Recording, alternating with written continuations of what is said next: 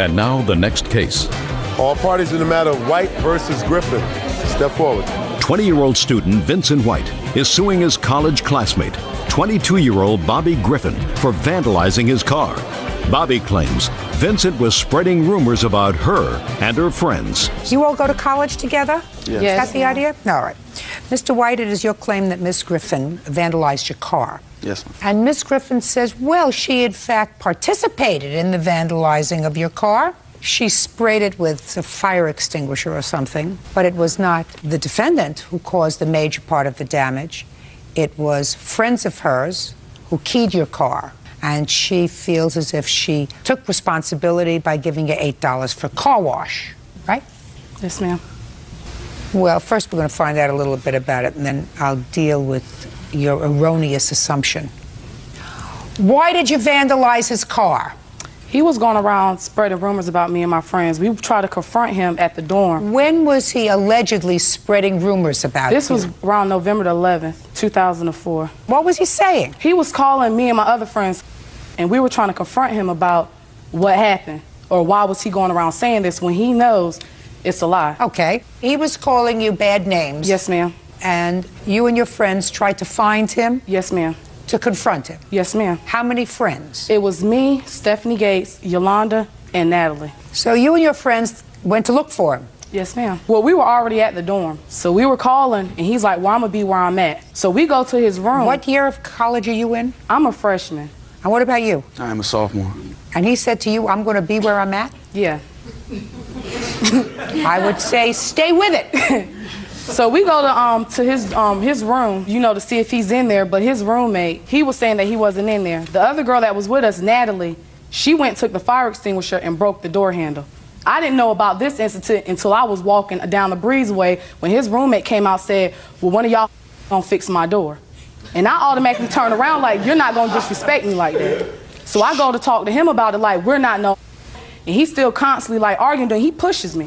I let the first one slide. Just a second, who pushed you? His roommate. His roommate? Yeah. What does that have to do with his car? I'm getting to that. Well, let us get there. So he pushes me a second, and the third time he pushed me, I punched him back. And they kind of grabbed me. So we're still trying to call him to talk to him. We go down and stand by his car. He don't ever come out. Yolanda, the one that keyed his car, that told him numerous times that she keyed his car, she started keying his car. I took the fire extinguisher and I sprayed it down. The same night I sprayed it, it was raining outside. So I fell. I didn't do any damage. And the same night it happened, we talked to him. He was making it seem like everything was fine. We gave him $8 so he can go get his car washed. At then, we thought everything was fine. Everything was done and over with. Now, all of a sudden, we come back for second semester. Now I'm going to court. Why am I going to court when he know I did not key his car? And I have told him I did not key his car. If I do something, I'm the type of person, if I do something messed up, I'm going to tell you, yeah, I did it. May I see the damage to your car, please?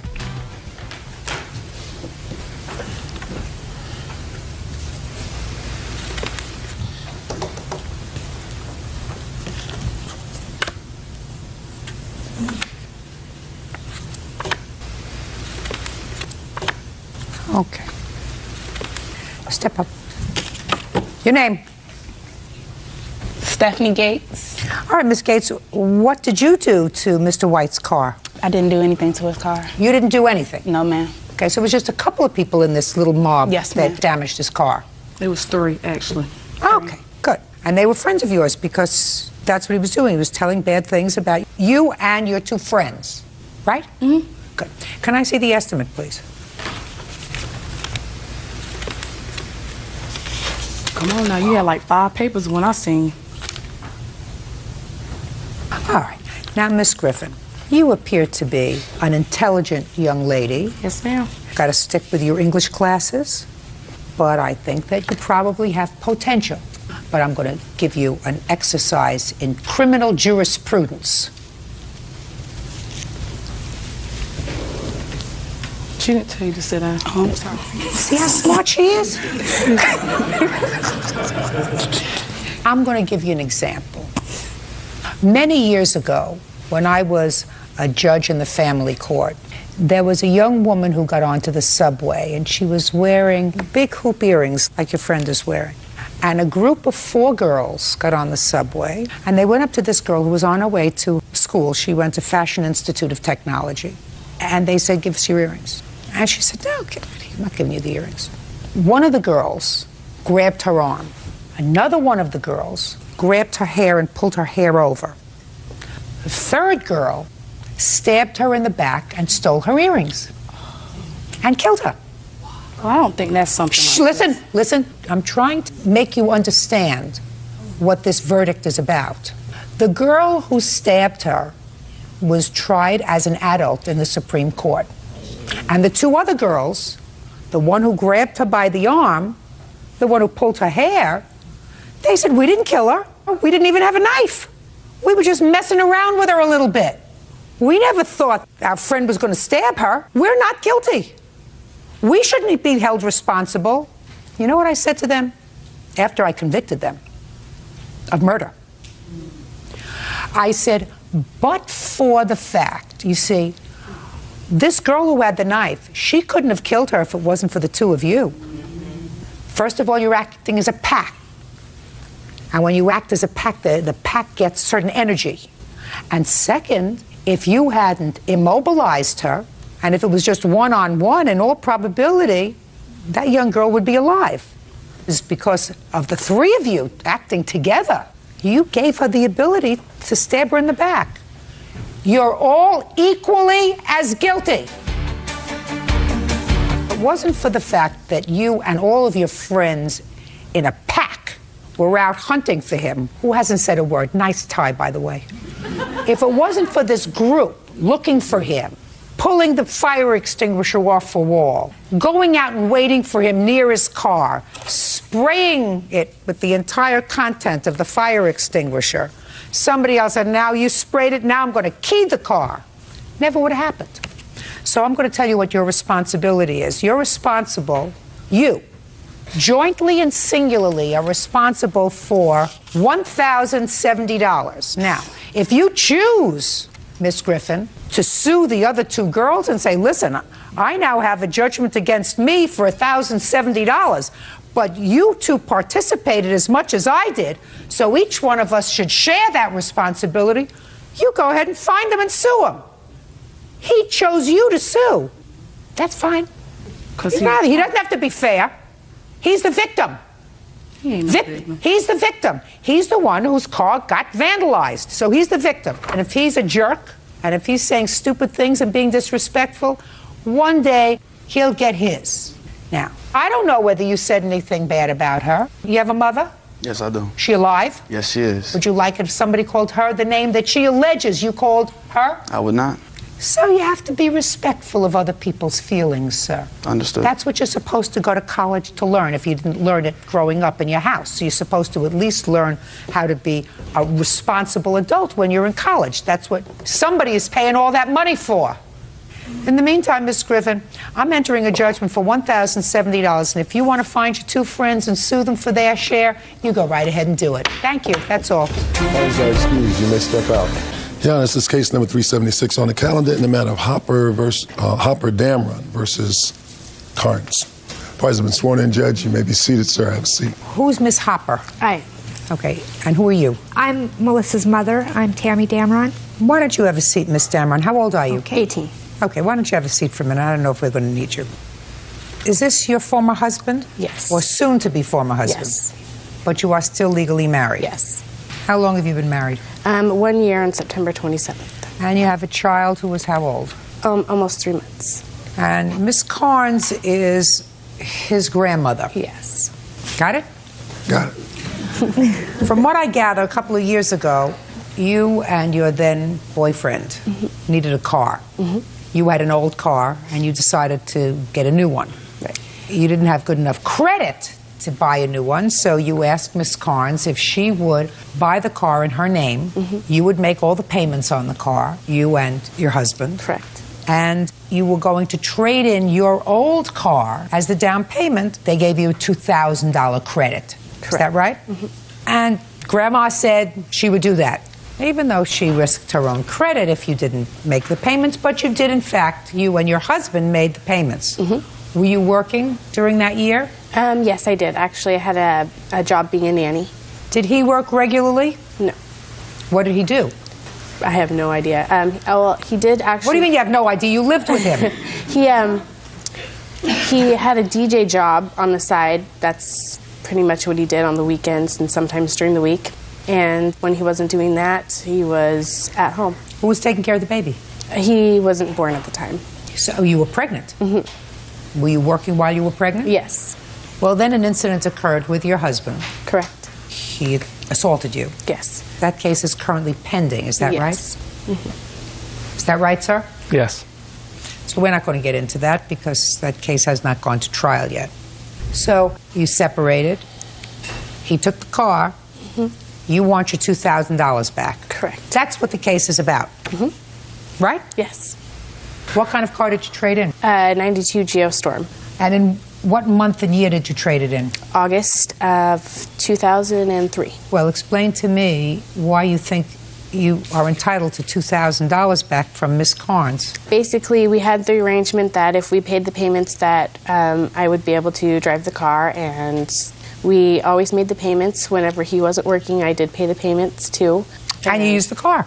I honestly didn't have the car that much. He would take me to work. Well, we don't off, yeah. balance that out. You had it sometimes, he had it sometimes. My question to you is, look, this is what she has. Okay. She doesn't have the car. Right. He has the car. Right. Right? Right. Stand up so I don't have to point. I'd like to look at you over here. She doesn't have the car. She's a good Samaritan. Right. He has the car. Right. All she does is have the aggravation. She has the loan, and she has the problem if he doesn't pay. Right.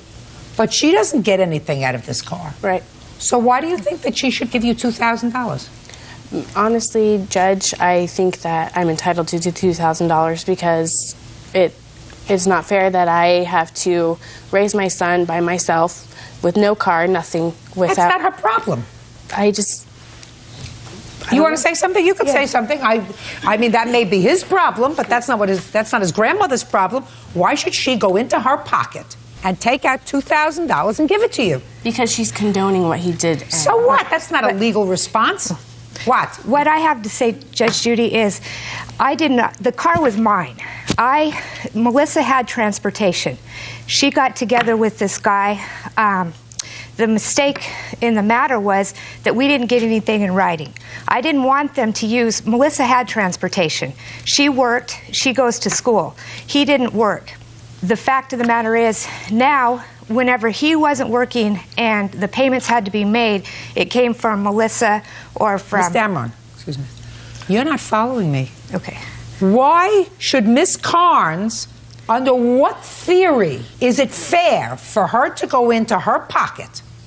She doesn't have a car. Because she didn't want to... Just a second. She doesn't have a car. He's not a party to this action. Why should she go into her pocket and take out $2,000 and give it to your daughter? I didn't want that car to be used as a down payment, but she did it anyway. Right. And you're not exactly. Yeah, she said that. She said that she would put the car in her name and not put their name on the title whatsoever. Your daughter asked her to do that. Yeah, and I was there at that time. Just a minute. If they needed a better car, did they ask you to use your credit? They did. And you said no? Yes. Okay, because you didn't want to have that responsibility, correct? Correct. Okay, and so far nobody has given me a logical reason why I should have Miss Carnes go into her pocket and take out $2,000 and give it to your daughter. The reason I see is the fact that she should get the money from her grandson. She should get the money from her grandson because Melissa has the brand new baby. I have to take off work. Melissa had transportation. Now she has no transportation, and he pays no child support. That's not her problem. Right. It's not her problem. But I'm saying that she should get the money from problem. So what you're telling me is she should have more control over her grandson to get him to pay up and be responsible. Well, basically, is that what you're telling me? Yes, I am, because that's ridiculous. She had that's not what you do in a court. Right. Well, I guess not, but they had the money to bail him out of jail whenever he put her in the hospital 3 days before she was having their son. Instead of taking off work, why don't you help her? If you have a job and you are regularly employed, buy a car. If she works, then You say to her, Melissa, dear, you're going to have to make payments on this car so that you'll have transportation. You're her mother. Instead, what you did was you relied on his grandmother to do that because you didn't want to do it. His grandmother is not responsible to give her $2,000. Maybe her soon-to-be ex-husband might be responsible for providing her with some sort of transportation because he now has the transportation, but that's not up to me. That's up to the judge who's handling their divorce. Certainly, Ms. Carnes is not responsible for $2,000 that your daughter would like to buy a new car. Case is dismissed, that's all. Parties are excused. You may step out. She's just mad I won't be with her, and that's what she's causing all this drama over. Basically, I was tired of being beat up and cheated on. I've worked since I was 17. I've supported her. She's lived with me since she was 16. No, he never works, and his grandmother basically bails him out of jail every time he beats my daughter up. I want her out of my life. I would just want to be able to see my kid and live my life. Basically, I don't think he's going to have anything to do with my son, considering I don't want him beating up my son, too. And now the next case.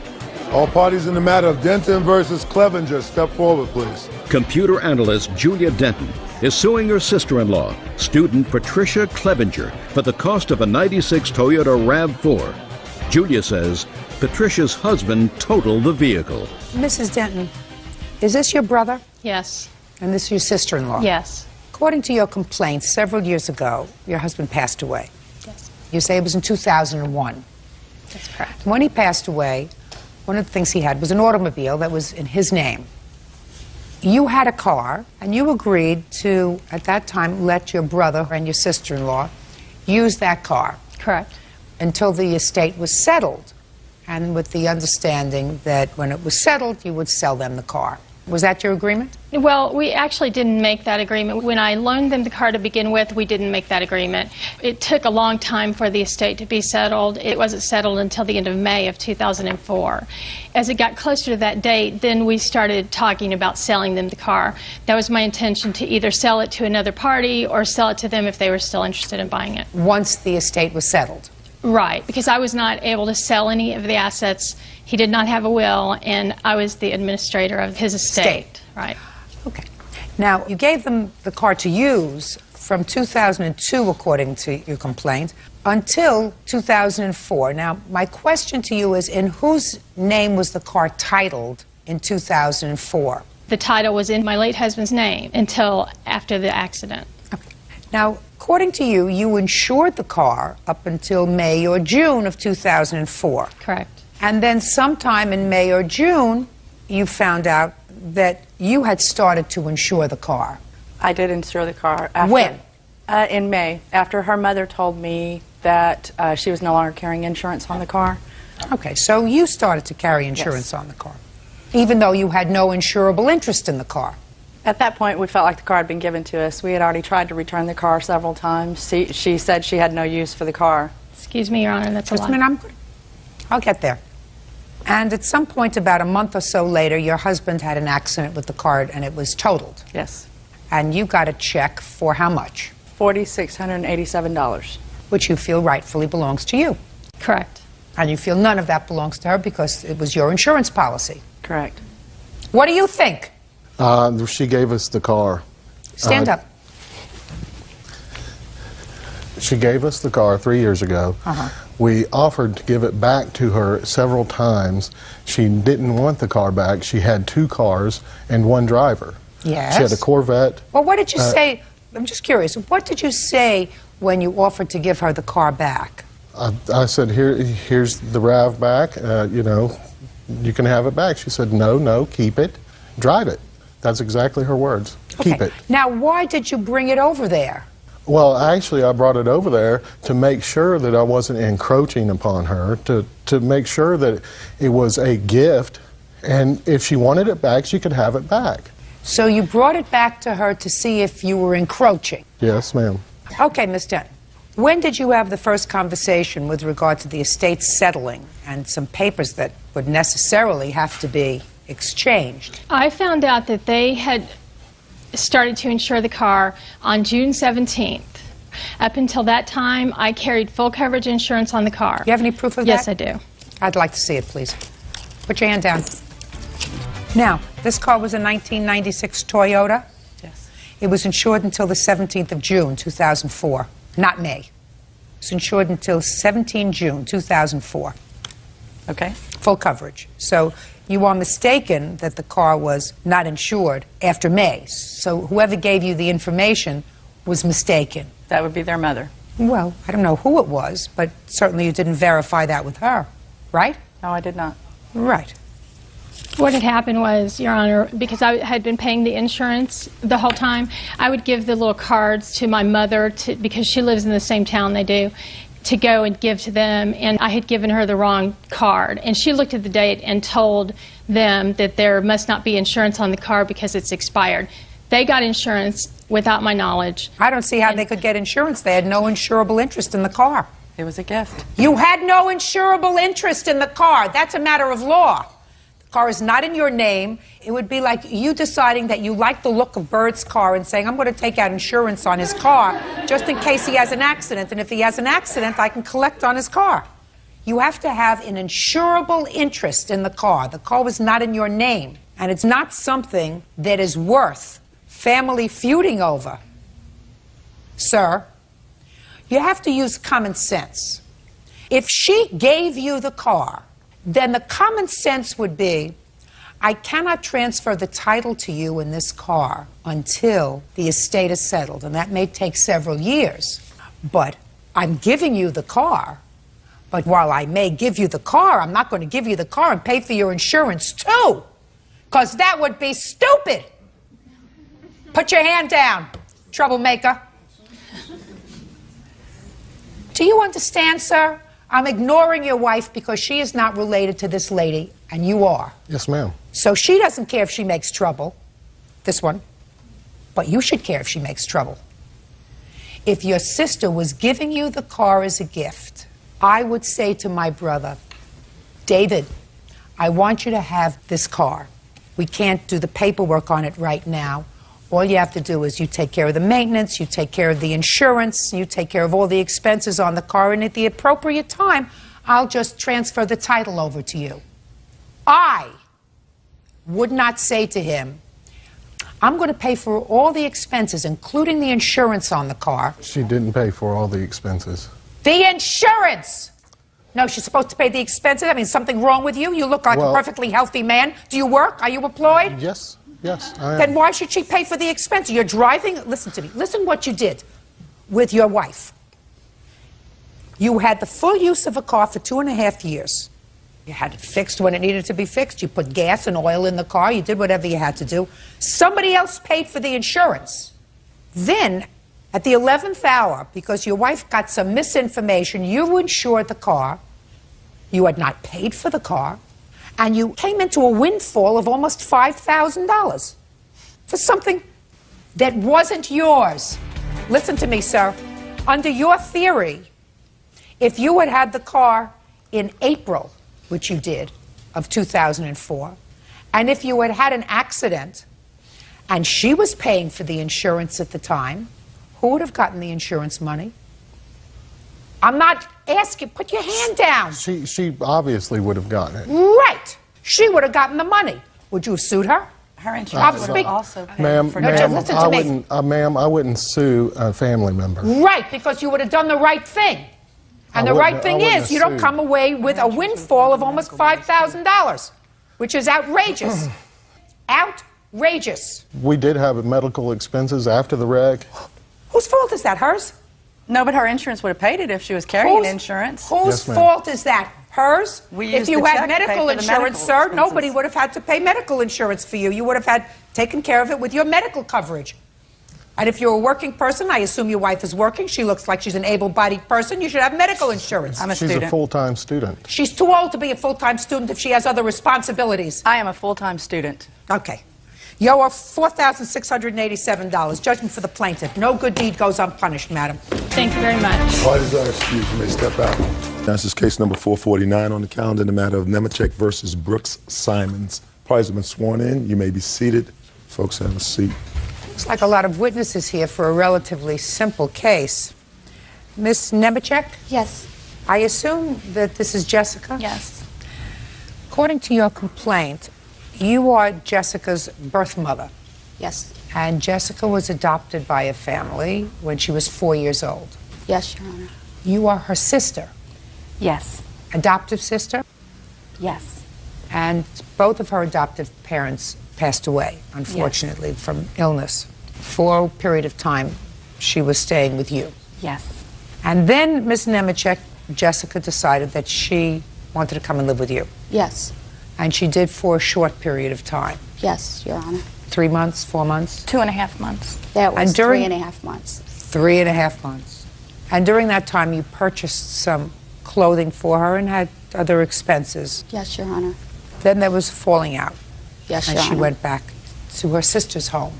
Correct. She and her sister came and got all this stuff that you had purchased for Jessica. Yes. And you want to be compensated for that. Yes. You're Miss Brooks? Yes. You have a counterclaim on behalf of your sister because you have guardianship of her now. Correct. And that is for reimbursement from the Social Security checks. Correct. That was sent to Miss Nemechek. And you want that money back because you say that was hers to spend. Correct. Ms. Nemechek, how old was Jessica when she was adopted? 4. And did you have contact with her from age 4 to age 17? Yes, I did. Periodically. I've had phone calls with them. I've went and seen them. Me and their godmother, the one that adopted them, was really good friends. That's the reason why I let her adopt them, was because of my sickness that I do have, and currently still have. Is that a physiological or a mental illness? Physiological and mental. Did you support your daughter over the years with money? When I seen them at times, I did when I could financially afford it. I'm talking about regular support. No. When your daughter came to live with you, I assume that either you weren't getting along with your sister, is that right? Well, I just wanted to go live with my mom. I just wanted to get to know her. I wanted to have a mother-daughter relationship with her. Do you approve of that? At first, no, because of all the problems that we have had with Angela. What kind of problems? She would call their schools when my parents were alive, trying to get them out of school. Jessica and I are, we do fight a lot, and I think we do because you don't go from being a sister to trying to be a mother. And, you know, when someone is, 14 years old, our relationship changed because... Were you married when your parents died? Yes. You have children? I have 3 children. And you took your sister to live with you? I took both of my sisters to live with me. And this was the older sister? Yes. Is that right? Did she take good care of you? Yes. I love her. She's my sister. Okay, I'm not gonna do this. When Jessica came to me and told me she wanted to know Angie, sorry. Would it be better if I asked you questions? No, I need to say this because it's important. I don't know what it's like not knowing your parents. So who was I to tell Jessica that she couldn't get to know her biological mother? Unfortunately, Angela, in the whole time since my parents have had Venus and Jessica and their older brother David, my parents adopted 3 of her children so they could stay together. She never could step up to the plate and act like an adult and knock on my door and say, hey, Kath, I'm sorry your parents died. I really want to help. I really would like to get to know my daughter. She would sneak around and see us, basically. So it was very hard for me to let Jessica go, but I spoke with Jessica all the time. She gets a death benefit from my parents. That's what she has left of my parents. And what did you do with your death benefit, Jessica? I signed the money over to my mother so she can put it in her bank. And she said she would save the money for me so I can buy a car. Did you do that, Ms. Nemechek? I did put that money in the bank. I put it in my savings account, and Jessica kept asking me for money, and I kept taking out of my savings account and giving it to her. I do have proof of that. Well, how much in the 3 months that she was there? You got 3 checks? I got 2. How much were they for? $931 each. One was $931, one was $731, and that was it. How much did she get? $931 each a month, and it was a total of $2,700 and some odd dollars that was given to her from her death benefit. Well, let's say, for argument's sake, it was about $2,000. When your daughter decided to go back, how much of the money that she turned over to you did you return to her or put in a savings account in her name? She had none. She had taken that all out with withdrawals. How could I? Just a second. Okay. Let us assume that that's true. Who are you suing and for what? The money that the two checks that she received, that Kathy had gave her, we gave her more money besides that. You're her mother. Who's supposed to take care of? I signed my rights over. Then you signed my rights over. Then Miss Nemechek. She's getting a check. Miss Kathy Brooks. I'm speaking. Judge Judy continues in a moment. It's not just about the money. Well, if it's not just about the money, you're in the wrong place. Go to a psychiatrist. Because that's what I'm here for. I'm here about the money. Other than that, you can go find Dr. Phil someplace. He'll be more than happy to hear you. And later today. Which one of you was driving the car? I was, Your Honor. Which one was drunk? Both of us. Okay, Mr. Rice had about $1,200 worth of damage to his property. Who's going to pay for it? I don't see those hands going up. Real cases, real people. Judge Judy. Angela Nemechek is suing her biological daughter, Jessica Simons, and Jessica's adoptive sister, Kathy Brooks, for money she spent on Jessica's behalf. Angela says Jessica lived with her for 3 months when her adoptive parents died. If you don't want to be her mother, then you say, I'm sorry you can't come to live with me.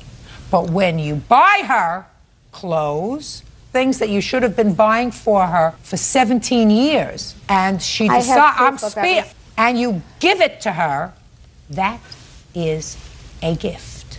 You don't get that back. You get to say, I'm sorry it didn't work out. I know I wasn't much of a parent to you when you were growing up. I know that you had lovely parents. Fortunately, I wasn't there for you. This little bit is my small bit, aside from the fact that you got a couple of $1,000s that you spent, because $100 here and $100 there over 3 months don't come out to $2,000. I have all my proof. I don't care what you have. What you don't have, clearly, is a conscience. You're supposed to do the right thing. You have no idea what I went through in the past 17 years with That's these people. not, listen to me. Whatever happened to you over 17 years, you visited on yourself, and you also visited on your children. Because whatever problems you had, you decided to have children. Mm-hmm. They didn't make that choice. You made that choice. Yes, Your So Honor. quite frankly, nobody is interested in what you went through over 17 years. That's your problem. You visited your problems on innocence. And when you do that, you don't get sympathy. And when you do that... The reason why I gave up my kids is because I have leukemia. I was told I had 2 years to live. Listen to me very carefully. If God blessed you and said, while you had 2 years to live, here you are, 15 years later, still alive and kicking, then what you do if your daughter comes back to you and you've given her a couple of $1,000s in clothes that you didn't take care of over her entire growing up years, and you decided to do it, Your and Honor, if it didn't I did work buy out, her clothes in between those 17 years. Miss Nemechek, quite frankly, I find your behavior bizarre. Absolutely bizarre. If you suffer from an illness, and if you're giving me that as an excuse for giving up your children, despite the fact that years later you're still here, and if you had the unique opportunity of getting to know your children again, then you don't terminate that by suing them. That's stupid I'm and not suing amoral. my daughter. I'm suing All the right. person that supposedly gave her money that she never gave her. That has nothing to do with you. It's not your money. It's not your money. It's Bird's money. It's the citizens' money. It's not your money. Now, but for the fact, Miss Brooks, just a second. Don't I have move. them walk up here? No, I don't need them. I said there are an awful lot of witnesses here for a relatively simplistic case. There's nothing that I don't understand that I have to have Well, there's a made lot clear. more to this case, Your Honor. It's not just about the money. Well, if it's not just about the money, you're in the wrong place. Go to a psychiatrist. Because that's what I'm here for. I'm here about the money. That's what courts are for. Other than that, you can go find Dr. Phil someplace. He'll be more than happy to hear you. Now, shh, Miss Brooks, but for the fact that Miss Nemechek brought this action against you, would you have counterclaimed for the money that Jessica gave her? Yes, we actually already hired an attorney to help us write up the complaint against Miss Nemechek. I also have a letter from our bank stating that Jessica's death benefit did come out of her account Well, let me see the letter from the bank. How long do you receive the death benefits for, Jessica? Till I'm 18 and out of school, high school.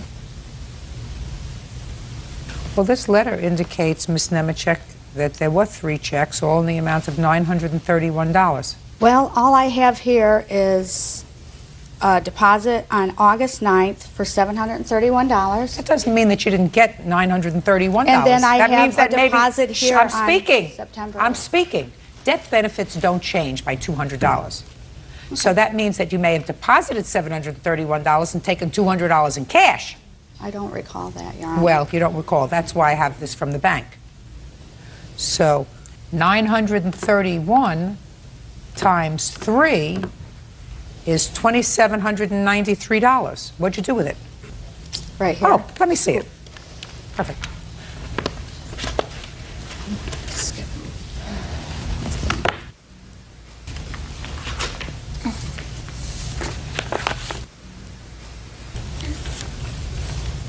What's Sprint? That's a cell phone bill. $122? Yes. Get it.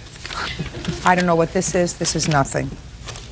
White Fox Den, $28. What's that for? That's food. Food? Food. Oh my God. Walgreens. Sunglasses.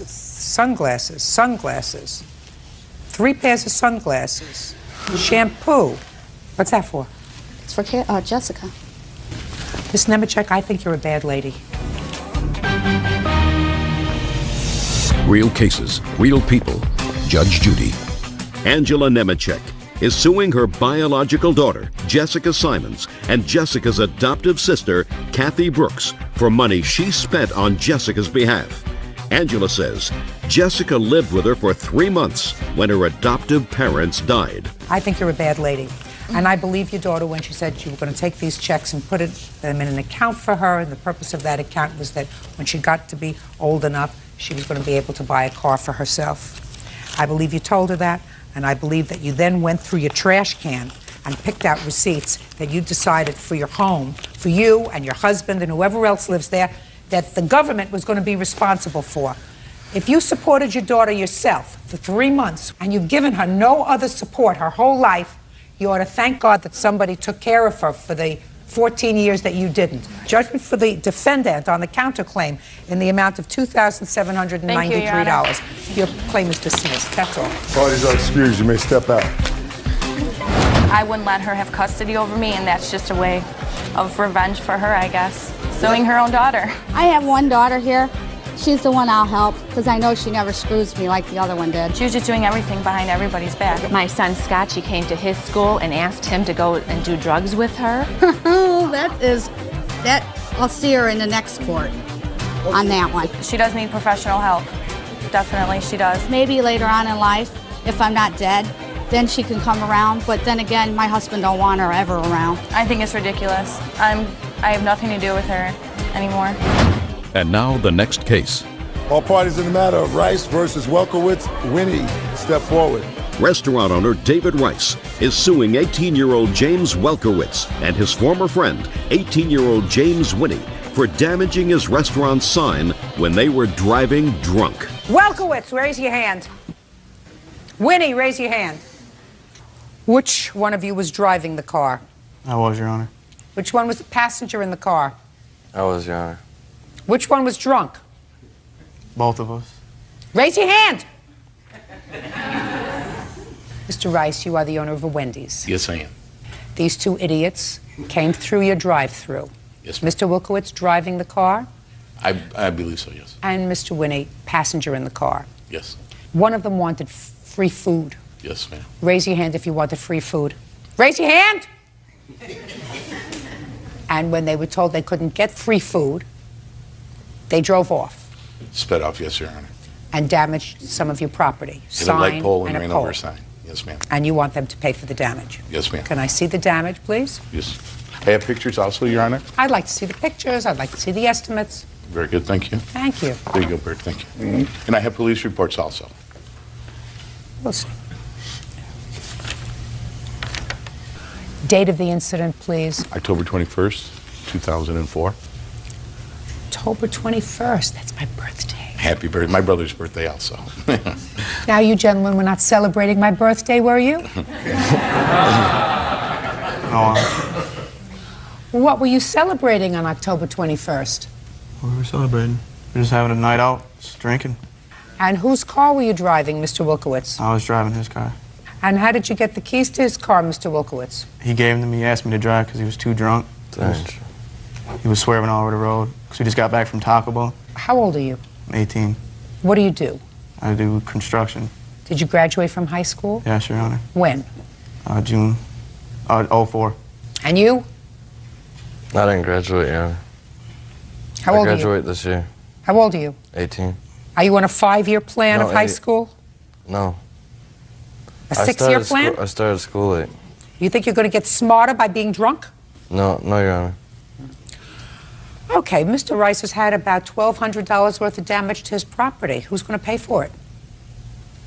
I don't see those hands going up. Hey, Your Honor, can I say something, though? That's wiping your nose, sir. I don't see the hands going up. Who's I just gonna wanted pay? to bring up that he did break my nose. We got out the car, I pulled over, he broke my nose, I had to go to the hospital. He broke your nose. That before or after you damaged Mr. After. Shh. Is that before or after you damaged Mr. Rice's property? After I damaged his property. Why would I care about that? I'm going to say it again. You were driving. Yes, Your Honor. It was your car. Yes, Your Honor. Raise your hand and tell me who's going to pay for Mr. Rice's damaged pole and sign. Ugh. Can I say something, Your Honor? The only reason why I hit the sign because he grabbed the wheel. Why would I grab the own wheel in my car? Why were you in the car with him when you were drunk? He took my keys from my friend's mom. Yes. That doesn't tell me how you got into the car, sir. Because he was about to take off with my car. Yes. Yeah. He's lying. Oh. Oh. I can't anymore. I can't anymore. I mean, it's Dumb and Dumber. They were the standard for the script. You read my mind. Mr. Rice. Yes, ma'am. Sad but true. Youth of America. Judgment for the plaintiff for the amount of $1,200. Bird. Just take him out. Okay. Please excuse you. You may step out. Thank you, Your Honor. It's hard to train him. Your Honor, this is case number 457 in the matter of Jimenez versus Brooks. Parties have been sworn in, Judge. You may be seated. Sir, have a seat. My money's on you. Okay. Ms. Jimenez, this used to be your boyfriend. You claim he has a bad temper, and while you were in the midst of an argument, he kicked your car and then body slammed you on your car, causing damage to your car. Yeah. Now you're suing him for damage to the car, but not damage necessarily to your body, which causes me some pause, because to me, if somebody took me and threw me against a car, I would sue him for hurting me, but I guess your car is important. And also, you say in another fit of rage, he broke your cell phone. Yeah. Mr. Brooks says, well, he did in fact break the cell phone. Yes, ma'am. But he says with regard to the car, you were trying to run him down, and he merely tried to protect himself by trying to hold back 3,000 pounds with his foot. Right? Yes, ma'am. Okay. When did this incident happen with your car, Miss Jimenez? October 7th. Where were you? We were at my house. How long had you been at your house? About 3 minutes. We'd gotten into an argument right as we pulled up. He was in your car? He'd gotten out of the car and I was still in the car. And we'd gotten into an argument and I didn't want to get out of the car. I didn't want him to go into my house. So I told him I was going to take him home. He was coming to your house for what? To take a shower. Why? He doesn't have a shower? His shower didn't have a shower curtain, and I guess he liked my shower better. His shower didn't have a shower curtain? Yeah. How do you do that, sir? Oh, we just took baths. You just took baths in your house? Yeah. Why don't you buy a shower curtain? Lazy, I guess. How long have you lived in this house without a shower curtain? It was like 2 months. 2 months without a shower curtain? Yes, ma'am. Who lives there? Well, it was just me and my brother at the time. Did you used to live with your mother? Yes, ma'am. And your father? Yes, ma'am. Did they have a shower curtain? Yes, ma'am. All right. So he was coming to your house to take a shower because he got tired of taking baths at his house. Yeah. Probably got tired because if he didn't have a shower curtain and only took baths, I guarantee you that he didn't clean the bathtub. That's not true. That is true. She's lying. No. Anybody that doesn't have time to buy a shower curtain doesn't have time to rub-a-dub-dub scrubbing out the bathtub.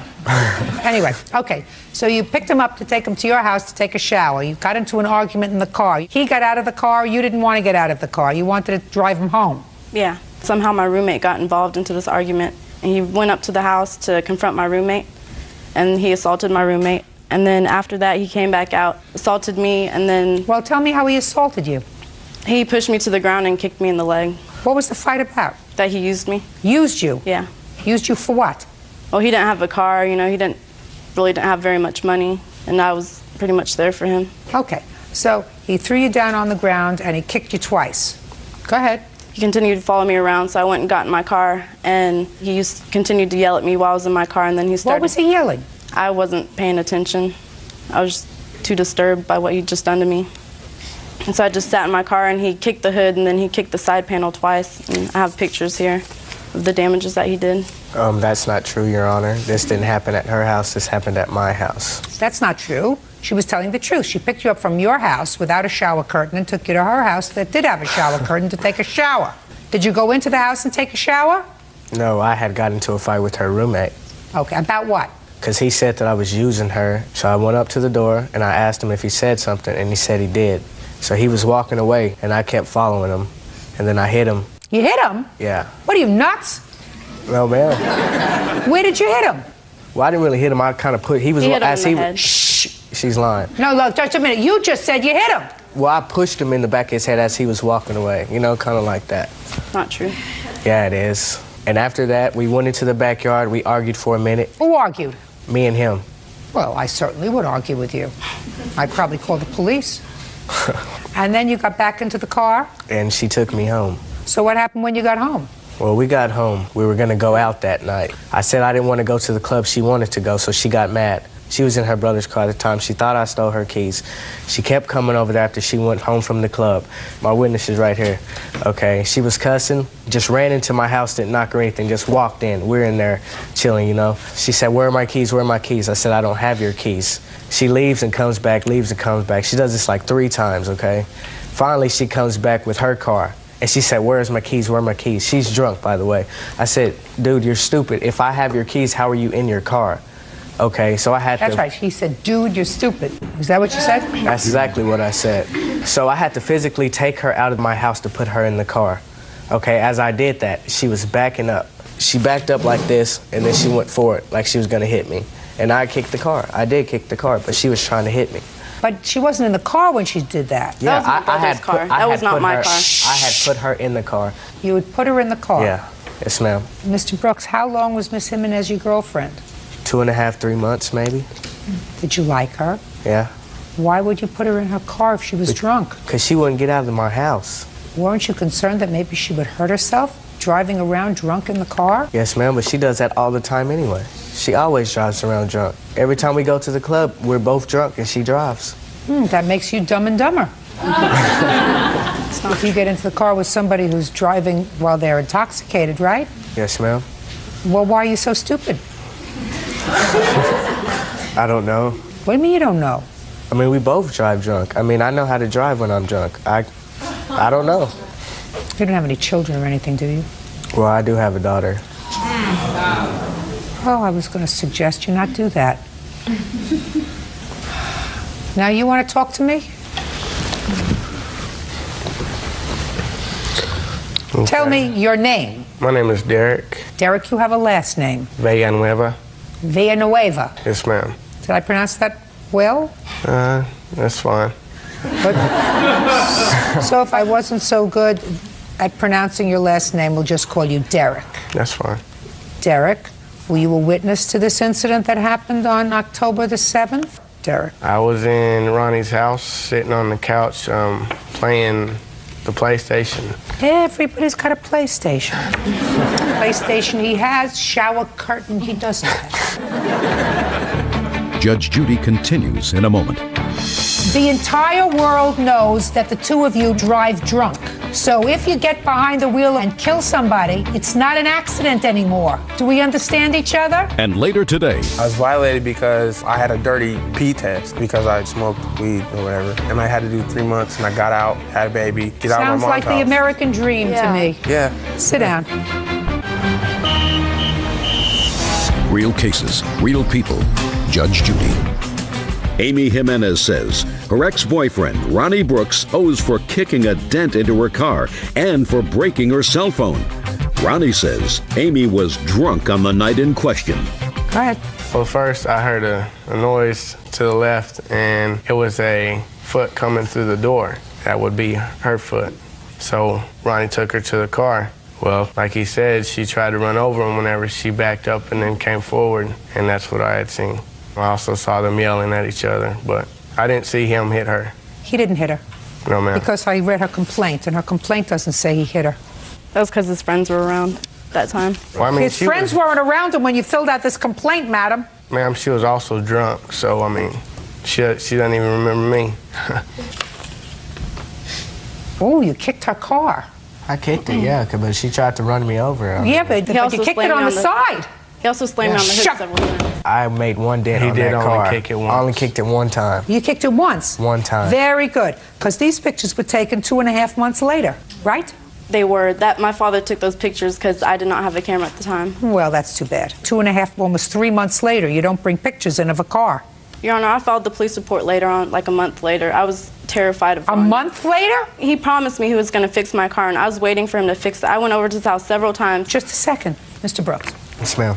I tend to believe the fact that you kicked her car, and I tend to believe the fact that she was drunk. Yes, ma'am. I believe you, because otherwise she would have filed this police report the next day if it happened the way she said it happened. She waited a month, something happened, and I don't know, we even know whether you saw each other socially during that month. Did you or did you not?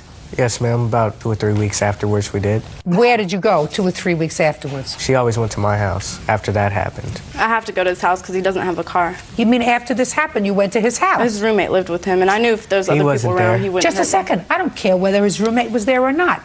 You're making this up as you're going along, Miss Jimenez. No, I'm not. Yes, you are, because if you're terrified of somebody, you don't go to their house. That's not what happens. You stay away from them, whether their roommate is there or not. I was trying to get my car fixed, Your Honor. Oh, please, give me a break, will you please? Tell me about how you broke her cell phone, sir. Well, that was at her house whenever I had just got through getting to that confrontation with her roommate. She didn't want to take me home at first, and my clothes were in her car, so I just told her to open her car, and I would walk home. Okay, she didn't want to, so I just grabbed her cell phone and threw it across the parking lot. And how much did you pay for your cell phone? She didn't. She got another one free. Did you get another one free? Yes. That's what you told me last week. My friend bought me another cell phone because I couldn't afford to get another cell phone. Okay. Now, how much do you think it's going to cost to pull out the dents in this car? For the particular part that I kicked, $400, because she had showed me the estimate. She went to my house and showed me, and I said I'd pay for that.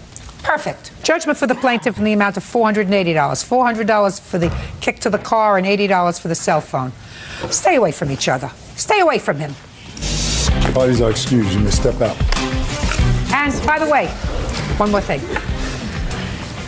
The entire world knows that the two of you now drive drunk. So if you get behind the wheel of a car and kill somebody, it's not an accident anymore. Do we understand each other? Yes, ma'am. Do you understand me? Perfect. Parties are excused. You may step out. My roommate told me that he thought Ronnie was using me. He didn't have a job, and she was taking him everywhere, and I told her that he was the one that was using her. Ronnie did use me. He's scum. He's very violent. No more. That's over. And now the next case. All parties in the matter, Fernandez versus Holt.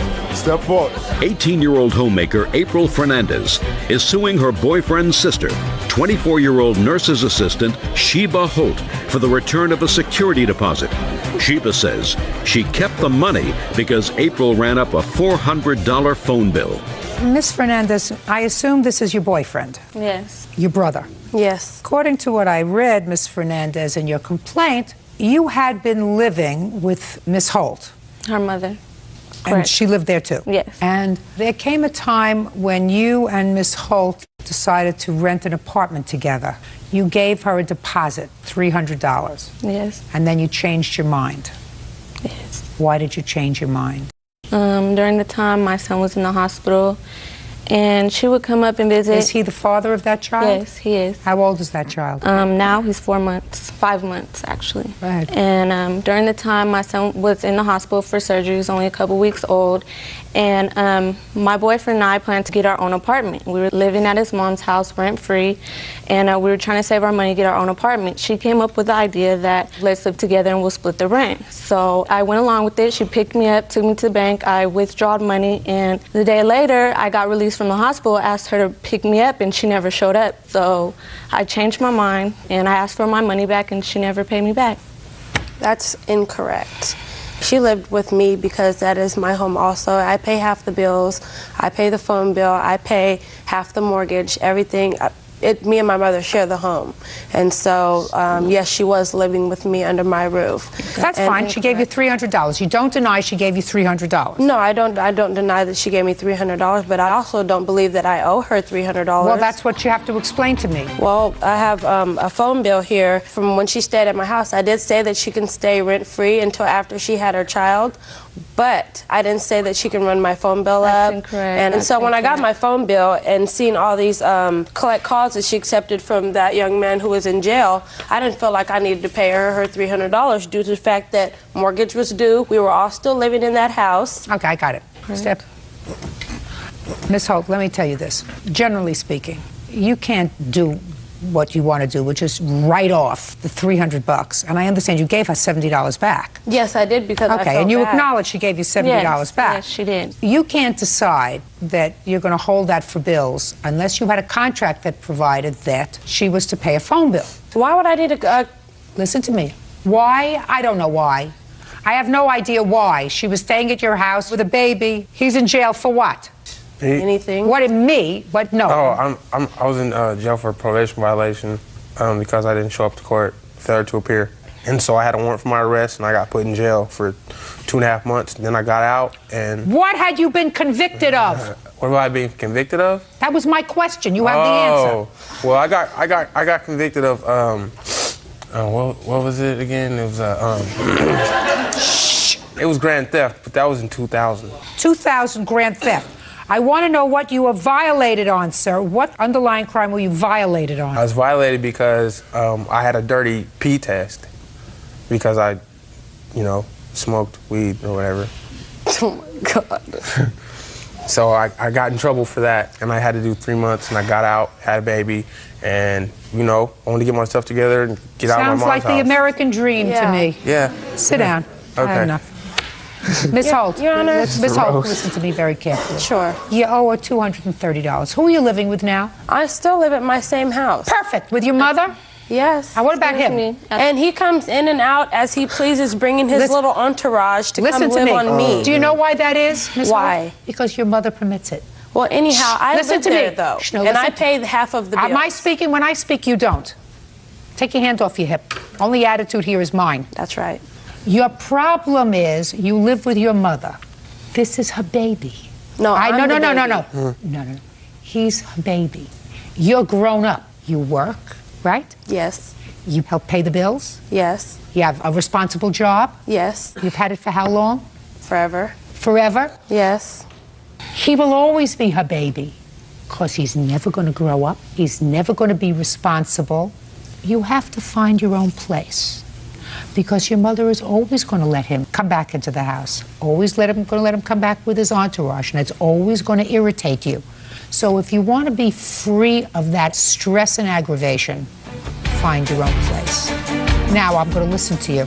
Okay, Judge, I just don't understand why she is suing me when I pulled her out of a situation where her mother, she's pregnant at 18 years old, 17, and her mother's getting ready to send her to jail pregnant. You know what I'm saying? My mother I don't want you to interrupt her. And all these things, and she's putting her out. And I stopped what I was doing when this fool called me from jail saying, "Can you rescue my broad?" So I go get her, bring her to my house, you know what I'm saying? Let her live in my room, rent-free, and this is what I in return, I get sued for taking care of this youngster? Miss Holt. She's wrong. I'm wrong for taking her into my home.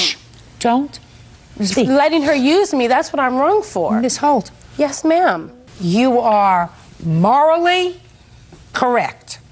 You cannot, however, take her $230. Do I think that she's right to sue you after living, you know, on me with for over 6 months? Do I think so? I think she lacks a certain amount of character. Yes. Right? But it looks like for every pot there's a cover. You get it?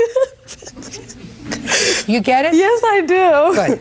I'm glad I gave you a good laugh. Judgment for the plaintiff in the amount of $230. Listen, don't be such a good person anymore. You're right about that. And find your own place, because your mother's always going to take him back. Goodbye. Goodbye. Parties are excused. You may step out. Yeah, this is case number 494 on the calendar in the matter of Young versus Harris. Parties have been sworn in. You may be seated. Folks, have a seat. Mr. Young, Miss Harris and you had a long-term relationship, and you have 3 children together, although you were never married. Is that right? Correct. How old are your children? My oldest one's 16. That's this young lady here. Yes. Go ahead. My daughter Brittany, she's will be 14 this month. Mm-hmm. And my daughter Ashley, 10 years old. And how long did you and Miss Harris live together? Just 9 years. And all the children were born during that time? Yes. Could you just briefly explain to me why you had lived together 9 years, have 3 children, and why you never got married? We were going to get married at one time, and the next thing I know, I was getting cheated on, what have you, and we could never get along. I mean, if you were together 9 years, and you have a 16-year-old daughter, after Correct. the 16-year-old was born, well, hon, maybe we should make this official. You know, should get married. And then you have a 14-year-old. So 2 years later, you had another baby. Now you have 2 children, and you're living as a family. And 4 years later, you have another baby. So don't go what happened at the end of the relationship. What happened during those years that you were together? Were you married? No. Were you married? No. Did he ask you to get married? He tried. And why didn't you? Didn't want to marry him. You wanted to have his children but not marry him? Well is not an answer. I'm curious. No. You have something against the institution? No, I just had something against marrying him. But not against having children with him? Well, the first one was an accident, and the second one, we went ahead and had the other one. That was another mistake, but I couldn't get out of the relationship. I had tried, and then a third. Wonderful. Okay, this is your complaint. Your complaint is that your 16-year-old daughter, who for some reason gets Social Security, Right off me. you're going to tell me about that in a minute, left her mother's home and went to a friend's house. I assume this is the friend? Yes. Friend of yours? Yes. And when you found out about it, you said, well, not only am I sending child support to you, also she gets Social Security from me, and you had that changed. Right. But there were several months when your daughter's Social Security was going to Miss Harris, and also your child support for your 3 children was going to Miss Harris. You want her to pay you back that money, right? Correct. Or pay the money over to... Pay the money over to my daughter. Now, when did you and Miss Harris separate? February 28th of 95. And you are currently under a child support order? Yes. What do you pay? I pay $25 a month. $25 a month for 3 children, or for each of the children? No, for 3 children. And how long have you been paying $25 a month? Since I've been on my disability. And when was that? That was in 2000. What's the nature of your disability? I screwed up my hands and my arms, and I screwed up my lower back. How? By lifting wire at a plant. So what do you do now? Right now, I don't do nothing. How old are you? I'm 38. You mean you plan on not doing, that's 5 years you've been doing nothing? I do odds and ends. Like what? I help the landlord out. Help the landlord do what? I go around and help him collect the rent, mow the lawns, do the sidewalks in the wintertime. Just a minute, you mow the lawns and you do the sidewalks and collect the rents. Right. Is that in the place where you live? Yes, yes. Paid in check or cash? He takes it off my rent. How does he take it off your rent? He takes like $30 a month off my rent. You think I believe that? Oh, I'm serious. Uh-huh. I don't. Now, your daughter left home because you weren't getting along, is that right? yes, she didn't like the rules. Okay, so she left home. And this is your friend? Yes. Are you still friends? No. When did you cease to be friends? Well, originally, Ray, Trina's boyfriend, he was the one that I had signed guardianship of Tiffany over to. Okay, it wasn't Petrina that I signed guardianship to. Did there come a point when you told your daughter that she could stay with Petrina? Yes. When was that? In February. February of 2004. And after February of 2004, how many months did you collect Social Security for your daughter? The checks were directly deposited into my account. How much does she get every month for Social Security? At that time, she was receiving $98 a month. And you were getting $25 a month from Mr. Young? Yes. And that $25 a month, you want a piece of that to go back to your daughter? Correct. How much? Split it up between the three. It's Are you hard. crazy? Are you crazy? No, I'm not crazy. It's just. Let me figure don't this care. out for you. Just a second. I'm going to figure this out for you, just so you see how ridiculous your position is. I have to put on my machine, and I'm not really good at this. But here we. $8.33. What? $8.33. No. That's $8.33 a month. 8.33 divided by 30 equals 27 cents a day. Yeah. 27 cents a day is what you contribute to each of your 3 children, sir. I understand that. A large goldfish consumes more. Well, yeah. Judge Judy continues in a moment. The fact that you've been collecting disability for the last 5 years is absolutely outrageous. The one thing I know that you do is you eat well. And later today, His roommate came out and said, well, one of y'all gonna fix my door. So I go to talk to him about it like, we're not no. Then he pushes me. So he pushes me a second and the third time. The third time he pushed me, I punched him back. real cases, real people. Judge Judy. James Young says his ex-girlfriend Sue Harris owes for the return of Social Security money meant for their daughter. All right, you get back nothing.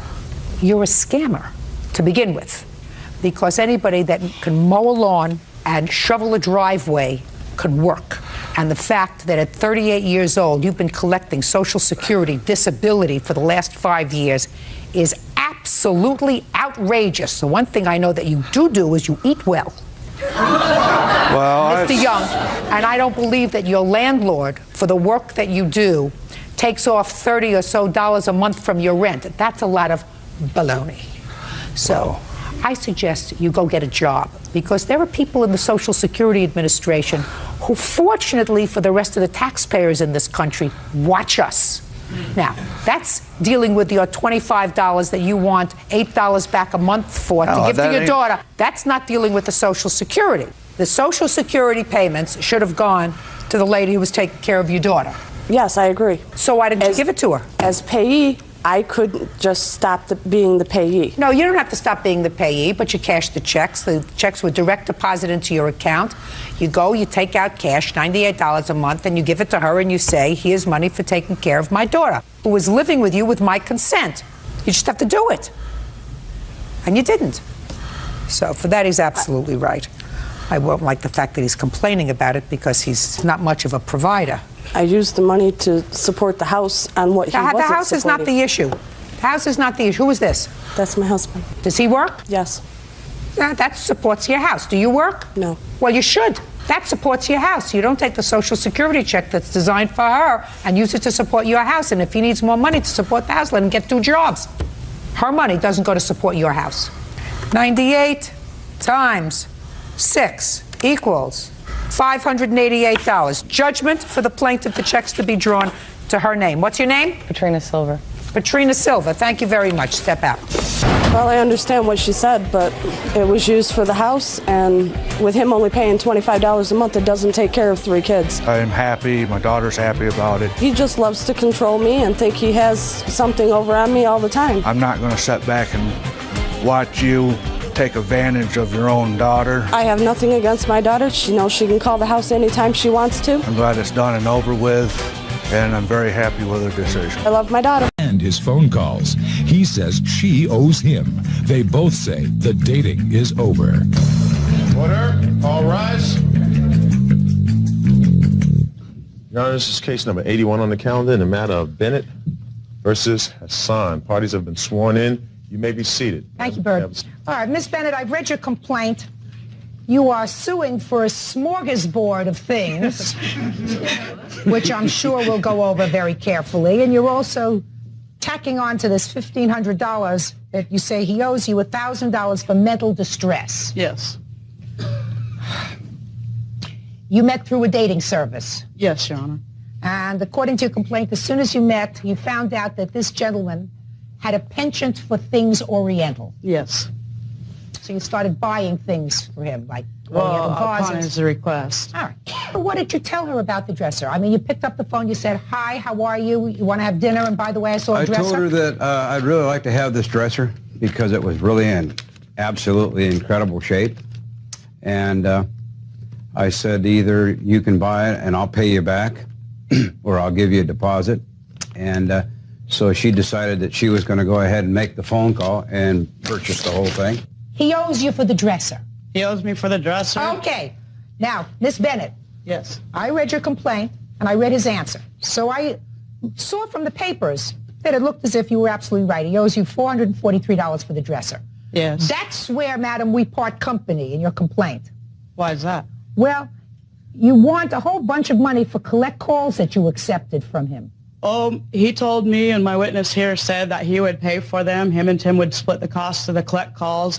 And I had a long-distance service that cost me 2 cents a minute. So they would call me collect and give me the number they were at, and I was in turn supposed to return their calls on my 2 cents a minute long distance, which is a lot cheaper. And I never received any money for that either. Did you agree to pay her back for those calls? No. The thing is that I never made the calls. She totally called, and then she'd get a phone. We'd have to call her back. She'd go ahead and page us, and we'd call her back. Why were you making all these phone calls back and forth to each other? Your Honor, I wasn't making the phone calls. He was making collect calls. He bought a dresser, and then he bought me a bogus dresser. To refinish. Is that right? He got one out of his garage and told me that was the one that he bought at the antique store and brought me a dozen roses and told me, here, this is a down payment on you refinishing it. And then he'd call me collect and ask me how the refinishing job was coming along. And I said, great, with no money. He never gave me money for the dresser. He never gave me money for the supplies. I have receipts for the supplies. I have the dresser halfway finished. A case of antiques, a phone bill, and a bonfire continues in a moment. She was totally obsessed with me for some reason.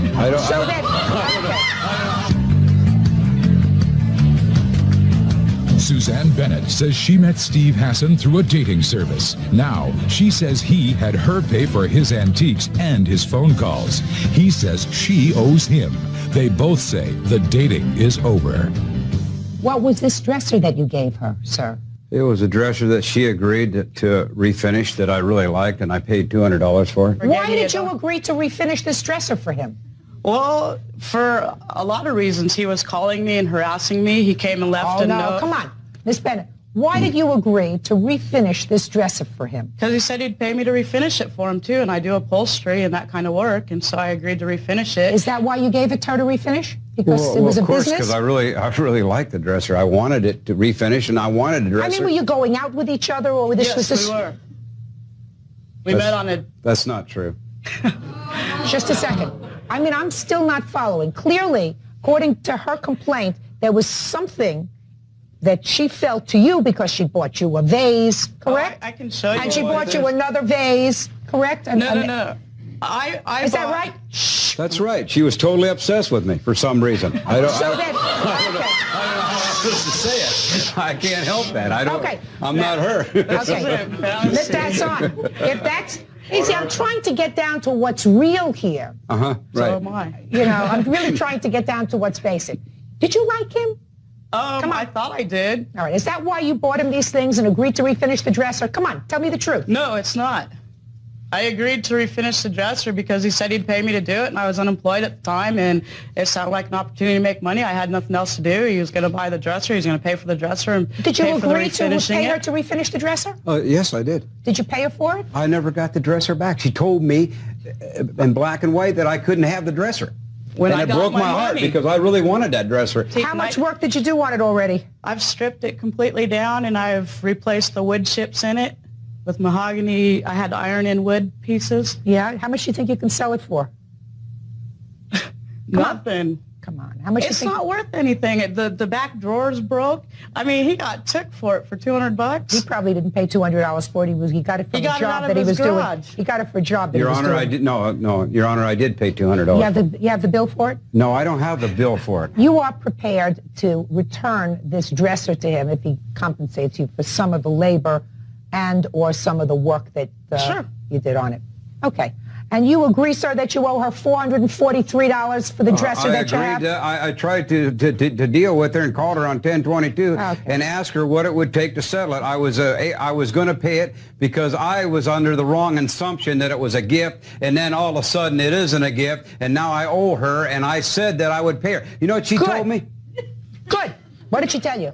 Same. She told, I'll see you in court. Okay. I couldn't deal with her, and then she hung up on me. Now, the only other question I want to ask you in this, again, smorgasbord of things that you say that he owes you for, are trips to the ocean, $25 for 5 trips totaling $125. What trips to the ocean? To come down and collect my money from him at the ocean where he was building a house, and he told me, oh, come on down, you know, we'll spend the weekend down there. I go down to the ocean, no money, no nothing. According to you, you went down there because he said, well, come on down. No, I'll pay you your money, Tim and said, then we'll go out and we'll do a weekend together. That's why you went down there. No. I went down to get my money and to get him to keep from coming by my apartment and leaving notes like this and urinating in my parking lot. Mr. Hassan, you owe her $443. And in addition to the $443, I've gone over some of the bills that she said she racked up to fix this dresser. And I'm adding on to that another $100 to fix the dresser. You can go and pick up the dresser, arrange a time for him to come and pick up his dresser. Do you understand? You want to do it within 24 hours of today's date? You want to do that? Within a week would be fine, Your Honor. Well, no, she doesn't have to wait around for you for a week. Well, I don't know if the dresser's at her place. Because it's not. Because where is it? It's at my mom's house. Where does your mom live? 8 miles from me. Is that where you've been refinishing it? No, I was refinishing it out of my apartment, and my apartment's real small, and I took it over there. Where is it in your mother's house? In her spare bedroom. It's halfway refinished. So it's being used? No, it's not being used. It's just sitting there waiting for the court date to come up. All right. I wasn't going to work on it anymore without getting paid for it. Fine. Excuse me, Your Honor? Listen to me. Go pick up your dresser. You know where her mother lives? No, I don't. Well, you'll give the address to my court officer. Listen to me. Supplies? Listen to me. That's including your supplies. $443. You should have learned your lesson after he didn't pay you the $443. If you don't want to accept a collect call, Miss Bennett, you don't accept a collect call. That's as simple as that. She owes you. I figure probably if I believe that you did any work on that dresser that he bought, I'm giving you half of what you say your labor costs were, which were $100, and the amount is awarded to the plaintiff in the amount of $543. And within 48 hours, you are to get your dresser back from our mother's house. You can give the address to Officer Bird. He can make the arrangements. Thank you very much. That's all. Excuse me. Step out. Back to you, please. She didn't give me the collect calls and the other money that I was seeking that he stated he'd pay for. I don't have a problem with any of the rulings. I think she's really a good judge, and I think it was real fair. You'd be warned if you meet Steve somewhere. And now, the next case. All parties on Wilson versus Cromwell. Step forward, please. Performers Melvin and Lorna Wilson say they were cheated when Vaughn Cromwell canceled a concert in Mexico. Vaughn says it was the Federales who shut him down. This is case number 11 on the calendar in the matter of Wilson versus Cromwell. Thank you. The parties have been sworn in, Judge. You may be seated. Okay. First, would you tell me how much you're suing him for? $3,070. Well, that's what I don't understand. You had said you had a contract. Who are you, by the way? I'm Melvin Wilson, the performer that was supposed to perform in Puerto Vallarta. He's the co-plaintiff. I'm the co-plaintiff. Okay. You say you were supposed to perform at an event he was producing in Mexico, and that you got there, the event was canceled. Yes. You had a contract for $2,000? Right. Okay, why don't you tell me about it? Okay. I was contacted by a talent coordinator named Sharon Penix. Don't read anything. Tell me. Okay. She asked us if we'd be interested in doing this particular show. And we agreed to do it for an honorarium of $2,000 plus expenses. We received plane tickets. Did you have a contract? Yes, I do. I have everything here. Did you want copies of all I just want those? like a contract. Okay. You entered into a contract with him. Mm-hmm. And the amount of the contract was $2,000. Yes. Same contract. Okay. So what happened? So the day before we left, we hadn't received our deposit, and we spoke with Mr. Cromwell on the phone, and he guaranteed us that the money was in the bank from his investor, but it was on hold. Whatever. You got there? No, we haven't got we're still in California. Okay, so you went there without any money, just plane tickets? Plane tickets and hotel reservations because we had a guarantee of getting paid in full. So what happened when you got there? When we got there, I kept checking on rehearsal. I kept checking on sound checks. Nobody was talking. Everybody was very When did he tell you the event was canceled? About 4 hours before the show on Saturday, the day of the performance. Now, my last question to you before I go to him is, why are you suing for $3,070 when your original contract was for $2,000? Because of the expenses we incurred trying to fulfill the contract. Like what? Like, I had to give each person about $100 for expenses. There were 5 people. We had to pay for tickets to get to the airport on an airport shuttle. We had babysitting fees incurred because we left town. We had transportation to and from the airport in Puerto Vallarta. We each had to get citizenship affidavits at the airport because when we asked what kind of things we needed to go to Mexico, we were told that we only needed a driver's license and a Social Security card, which is not true. It costs money to have phone privileges at the hotel. Listen to me. This just says the guaranteed fee was $2,000. Am I missing something in this contract that provides for the kinds of expenses that you're talking about? It's not in here, is it? No. Well, then this is what the contract says. You're suing him for breach of contract. You can't add to the contract. Do you understand that? Yes. Okay. So nowhere in this contract does it talk about anything about babysitting expenses or anything else. It talks about $2,000 that you were supposed to be paid. Period. Right. That's what's in the 4 corners of your agreement. Yes. And if you wanted anything else, what you have to do is you have to put it in a contract.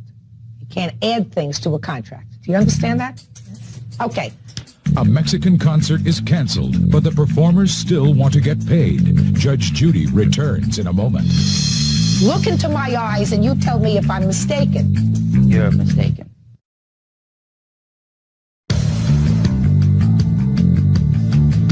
Performers Melvin and Lorna Wilson say they were cheated when Vaughn Cromwell canceled a concert in Mexico. Vaughn says it was the Federales who shut him down.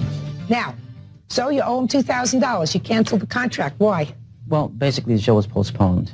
The investor that she talked about, I do have a copy of that agreement. I'm not interested in the investor. Okay. The investor didn't sign this contract. You did. Well, basically what happened was the funds were supposed to have been transferred into my account. The funds never got transferred into my account. But first of all, let me just back up to tell you a little bit about my side of the story. In that contract, it says that if the event was canceled, then you can look at cancellation. If, in fact, the performance was canceled 2 weeks prior to the engagement, then I stated in the contract that I would pay them $1,000. Yeah, but it wasn't canceled. It was canceled. In the event they cancel any performance less than 2 weeks before the date.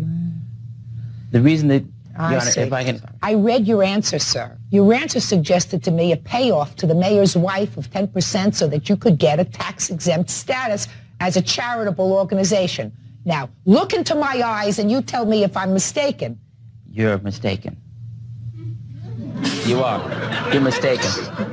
What I'm saying to you is, Let me see if I got this answer right here. Let me see if I got this answer right here. I have the documents. Let me give you the documents. I'm not interested in the documents that come from Mexico, sir, with the mayor's wife's name on it. It says... But they control the charity. I had an agreement with a local charity known as DIF, controlled by the mayor's wife. That's right. To pay 10% of the profits. That's right. Then you would get a charitable deduction. 10% of the profits went to the organization DIF. She ran the organization. Anyone in office there wonderful. runs that organization. I mean, I have the documents.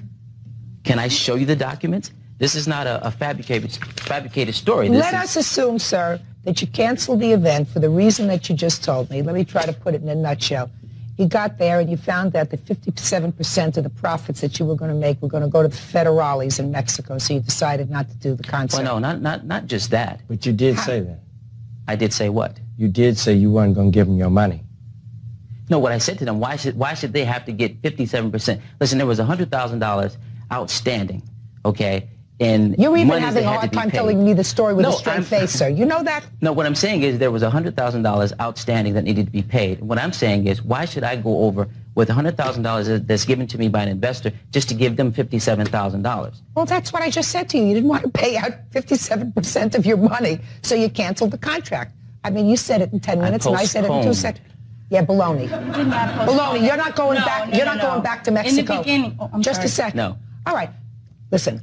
There is, within 4 corners of this agreement, a cancellation clause. You read the agreement, you signed it, correct? Yes. The cancellation clause says that if the agreement is canceled, if the concert is canceled, he's got to pay you $1,000. That's what it says. Where's her $1,000? The wire transfer never happened on my account. It's the truth.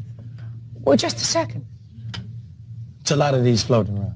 A lot of these thousands floating around? A lot of those checks floating around. There is a lot of those I put a floating stop around. payment on that. Yeah, 3 days Because after the we wire got that. transfer did not happen on my account Well, from that's the not our investment problem. firm. Just a second. She's absolutely right. Listen, you're winning so far. I mean, you lost a little bit, but you know that you're entitled to $1,000, and it seems to me that at this point, you're winning.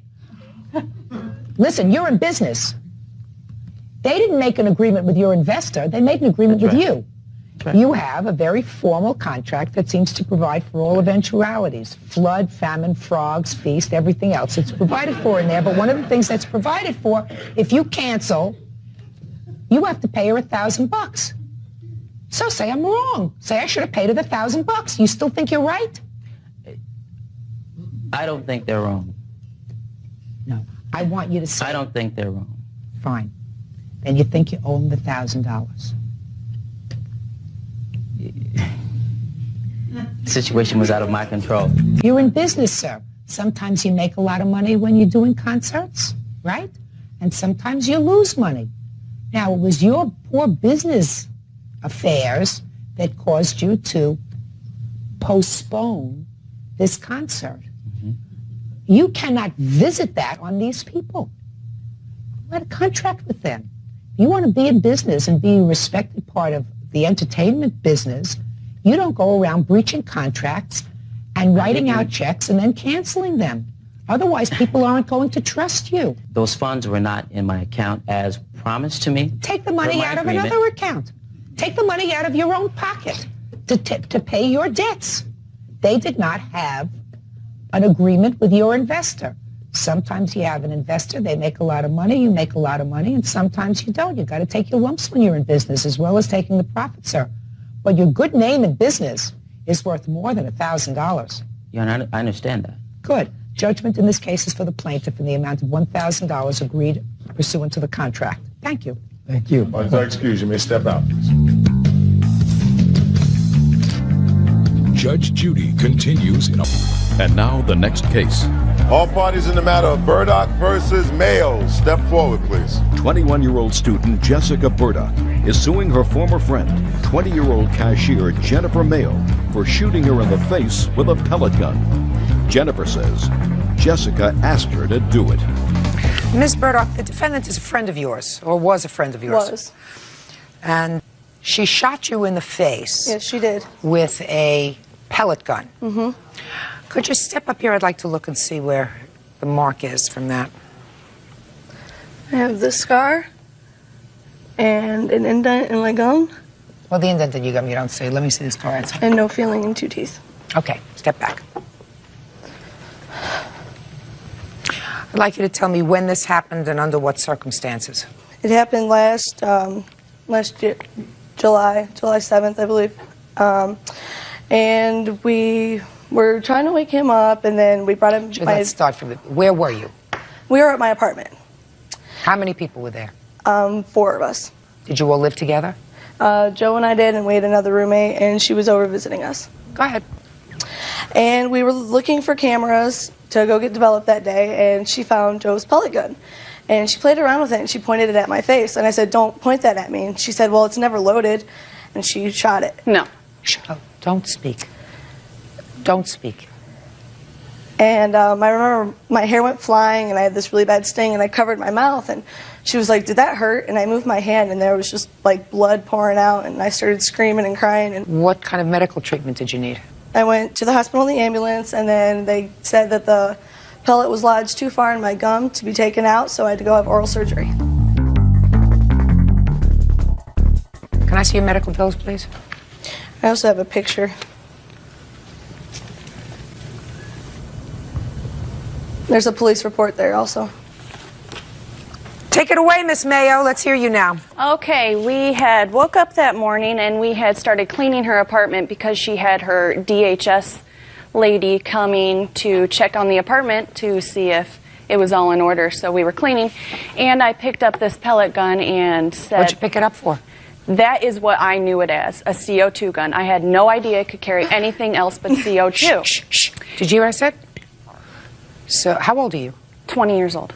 So you picked it up? Yes. How big is this gun? Where was it? Where did you have to get it from in order to pick it up? It was on a table. Go ahead. And so I said, "This is CO2 pressure. You want to feel what this is like?" And she said, "No." I said, "Well, it's not loaded. It can't carry anything but CO2. And so I said, "Here, you want to feel this?" And she said, "Okay, go ahead." And so, and does it hurt? Oh my God. And we were both hysterically crying. Miss Mayo, that is such a crock that you just gave me. I believe that this was an accident. Listen to me. I believe that this is an accident, which is your defense, that it was an accident, that you didn't know that it was a pellet gun. But let's examine the circumstances of what you did. You picked up a gun like an idiot. You weren't sure what it was, like a fool. You pointed it at someone like a moron. And then you said to another human being who's a friend of yours, "You want to see how this feels." She's smart enough to say, "No." That's what you said. Then you fudged it a little, because then you said, she said, "All right, go ahead. Shoot me," pointing it at her face. That didn't happen. That didn't happen. No, that didn't happen. What happened was she said no, and you were fooling around because you really didn't think that it had a pellet in it. And even if you did think that it was more than that, you had no intention of hurting her. Who should pay these bills? I have no problem paying these bills. Good. Oh, perfect. So then what are we doing here? Good. You do something irresponsible, you have to pay. Our medical bills are $1,278. For your stupidity, I'm tacking on another $2,000. $3,278. That's all. Step out. Restaurant general manager Doug Bielefeld and his daughter, 17-year-old Ashley, are suing Ashley's former friend, 18-year-old Christopher Jenneret, for damaging her car. Christopher says he had permission to drive it. Order. All rise.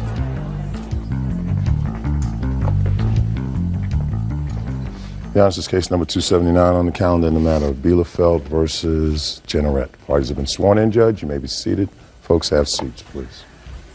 Mr. Bielefeld, other than being the owner of this car that was damaged allegedly by the defendant, you have no independent knowledge of this case. Is that right? That is correct. She also is it her car. It's not my car. It's your daughter's car? Yes, she owns the car. Okay, so why don't you have a seat? Okay. Step up. Your first name is? Ashley. Ashley, according to your complaint, you went out partying one evening and the defendant was within this group that you were partying with. Is that right? Right. And you don't know what happened, but you passed out. The next day you woke up and you found that something had happened to your car. Right. You don't remember giving anybody permission to drive your car? No, I don't. When did this happen? August 27th. Your first name is Chris? Yes. Tell me about August 27th, Chris. Well, we were all drinking. Who was all? My witnesses, me and Ashley. These two people? Right. Just the four of you? Yes. Where were you drinking? At Jean's apartment. Who's Jean? Can I see a show of hands, please? Who's Jean? I'm Jean. Good. Go ahead. Okay, we were there drinking. Okay, and as it got later, me and Dalton, my friend Dalton right there. We got hungry, so we wanted to go get something to eat. So we asked Ashley if we could use her car to get something to eat. We went down to Jean's car, got the keys out, took her car to go get something to eat. Just a minute. Hold on. Hold a second. Let's backtrack a little bit. You were at his house drinking. Right. What were you drinking? It was Smirnoff vodka and Cardi Gold, I believe. And what time had you started drinking? We got the stuff about 10 or 10:30, and How did you get to his house? I rode with Jean. Jean? Yes. How did Ashley get to the house? She drove her car. Herself? Yes. What time did she get there? We got the alcohol and we all just met up there, so right afterwards. So about 10 or 10:30? Right. That's when we got the alcohol, and then after that we went to Jean's apartment. Jean's, your friends, and Ashley's? Right. And then I assume you all were drinking. Is that right? Yes. What time did you get hungry? I'd say it was around in between 3 and 4, probably 3 or 3:30. So you had been there for a long time drinking? Well, we weren't necessarily drinking the whole time nonstop. I didn't say double time nonstop. You were up from 10:30 till 3:30. You hadn't gone to sleep and you were drinking. Right. And you got hungry about 3:30. Yes. Where in his apartment were you when you got hungry? Right there in the living room. Were you all in the living room? Yeah. Where was Ashley in the living room? Look at me. Where was Ashley in the living room? Look at me. She was by the couch. What do you mean by the couch? What does that mean? Standing by up the at futon. I mean. What does by the futon mean? She was standing beside the futon. Standing? Yes. How long had she been standing, Chris? I don't know. Well, it was about 3 or 3:30. You got hungry. You turned around and you saw her standing by the futon. What was she doing standing by the futon? Well, I wasn't really paying attention to her. I mean, I wasn't So paying then why attention. did you give me an answer? She was standing by the futon. I mean, I wasn't specifically watching Ashley, so I couldn't tell you exactly what she was doing. But we were all in the living room. We were all by his door. Me and Dalton got hungry. We asked her if we could use her car. We went down the stairs. Why didn't you use his car? I just didn't ask him because I figured he'd say no. Why did you think he'd... Shh! Why did you think he'd say no? He's your friend. Well, because he's a little more picky about his cars, so... What does that mean? Explain that to me, Chris. What do you mean a little more picky about his cars? He really doesn't like to just let people borrow them or Especially nothing, people so who have been drinking. Probably. Now, what kind of car does Ashley have? Dodge Neon. A new one, an old one? It's like a 95. Is it in good shape, or was it in good shape? Yeah. What kind of car does he have? ZX2, 98. So, who got hungry? Me and Dalton. So the boys got hungry. Yes. Ashley wasn't hungry. Nothing I know of. Did you ask her? No. No, let me go back there for 1 second, Chris. You were shh, please. You were going out to get food because you were hungry. Is that right? Yes. Who was hungry? Me and Dalton. What's the other kid's name? Gene. Gene. Was Gene hungry too? I don't know. I didn't ask him. Why not? Because me and Dalton were hungry and we just wanted to go get something to eat. You mean you're just selfish people? No. You had 4 of you there, 4 of you up drinking all night, and you say, we're going to get something to eat. So you don't say to your friends who you've been drinking with all night, hey, we're going to get something to eat. You want us to bring you back something? You don't say that? No. No? Where were you going, by the way, at 3:30 in the morning to get something to eat? I was going over to my friend's apartment to get some pizza that they had, so we were just going to heat it up and eat it. To get pizza not from a store, from his freezer? It was from a store, but it was in the fridge, so it was like leftovers. How did you know that he had that leftover pizza? I talked to him earlier. When earlier? Before we got the alcohol, probably around 8 or 9. Oh, tell me about that conversation that you had with him. I'm curious. Come on, Chris. Well, we Come were on, just story's talking getting better. and I knew... Story's getting better. Well, About we were 8, just 9 o'clock. I'm speaking. When I speak, you don't. Judge Judy continues in a moment. I'm sorry. I took your car. I was drunk. I'm a fool. I'm an idiot. Okay, but I don't know... I don't want to hear you. Real cases, real people. Judge Judy. 17-year-old Ashley Bielefeld says former friend Christopher Jenneret drove her car without permission and damaged it. Ashley says Christopher took her keys while she was passed out cold. Now, at 8, 9 o'clock, before you went to get the vodka, you spoke to your friend and said, listen, I may get hungry later tonight. You got any food in your house? Is that what? So that was the conversation. No, I did not even plan on going over there. It's So just tell me something about the conversation. I can't remember the conversation. Try to think hard. You weren't drunk at that point at 8 or 9 o'clock in the evening. He just called. We just talked, just like friend-to-friend conversation, and I knew that he had leftover pizza, and I knew he would still be up at that time, so we went over there to get some, which I never even ate because of this. Because of what? The car. Well, now tell me what happened with the car. You went over to Ashley and you asked her for the keys when she was standing next to the futon after having been drinking from 10:30 until 3:30 in the morning. Right. And she said, sure, take my keys. She gave you the keys, is that right? Yes. And you no, got into the keys car. were in Jean's car. You went down to Jean's car and got the keys. Right. What were the keys to Ashley's car doing in Jean's car? I have no idea. I just know that the keys were in Jean's car. How do you know that? Joyriding for a little while in Jean's car, all four of us. We drove around. When did you do that? This was before we got food, but after we started drinking. We were a little bored. We went driving around. So that's somewhere after 10:30, but before 3:30. Mm-hmm. You went joyriding. Yeah, it was probably in his around car. 12, maybe. Shh. In his car. Yes. So explain to me how her keys were in his car. She had left them in there. How do you know that? I just knew. How did you know? Look at me. Because I knew they were in there. I saw them in there. I mean, You saw them? Yeah. Just a minute. We all Because you saw them, that she had left them in the car. Is that what you're telling me? Yeah. Keep going. I love it when they sort of trip over their ties. Okay, so where would you like me to begin at? No, I'd like you to continue, sir. You asked her for the keys when she Right. was standing next to the futon. Okay. Right? Yes. But you already knew where the car keys were because they were downstairs in the car because that's where you had seen them when you were joyriding at 12:30. Is that correct? Yes. All right. So then you went downstairs and you took the keys out of Jean's car. Let's pick it up from there. Okay. So then me and Dalton got in her car. We started driving.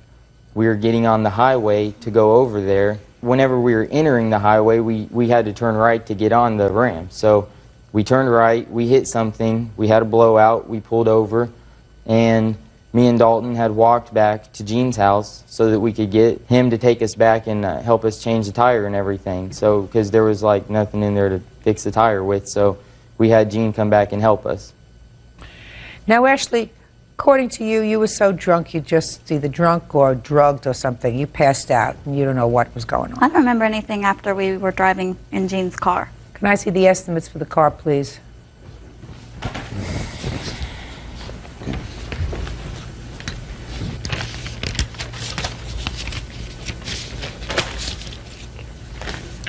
Now, Mr. Generette, I am going to sum up the credible parts of your testimony, sir. And maybe this is a good lesson for you. Just because people are older doesn't mean that they're stupid.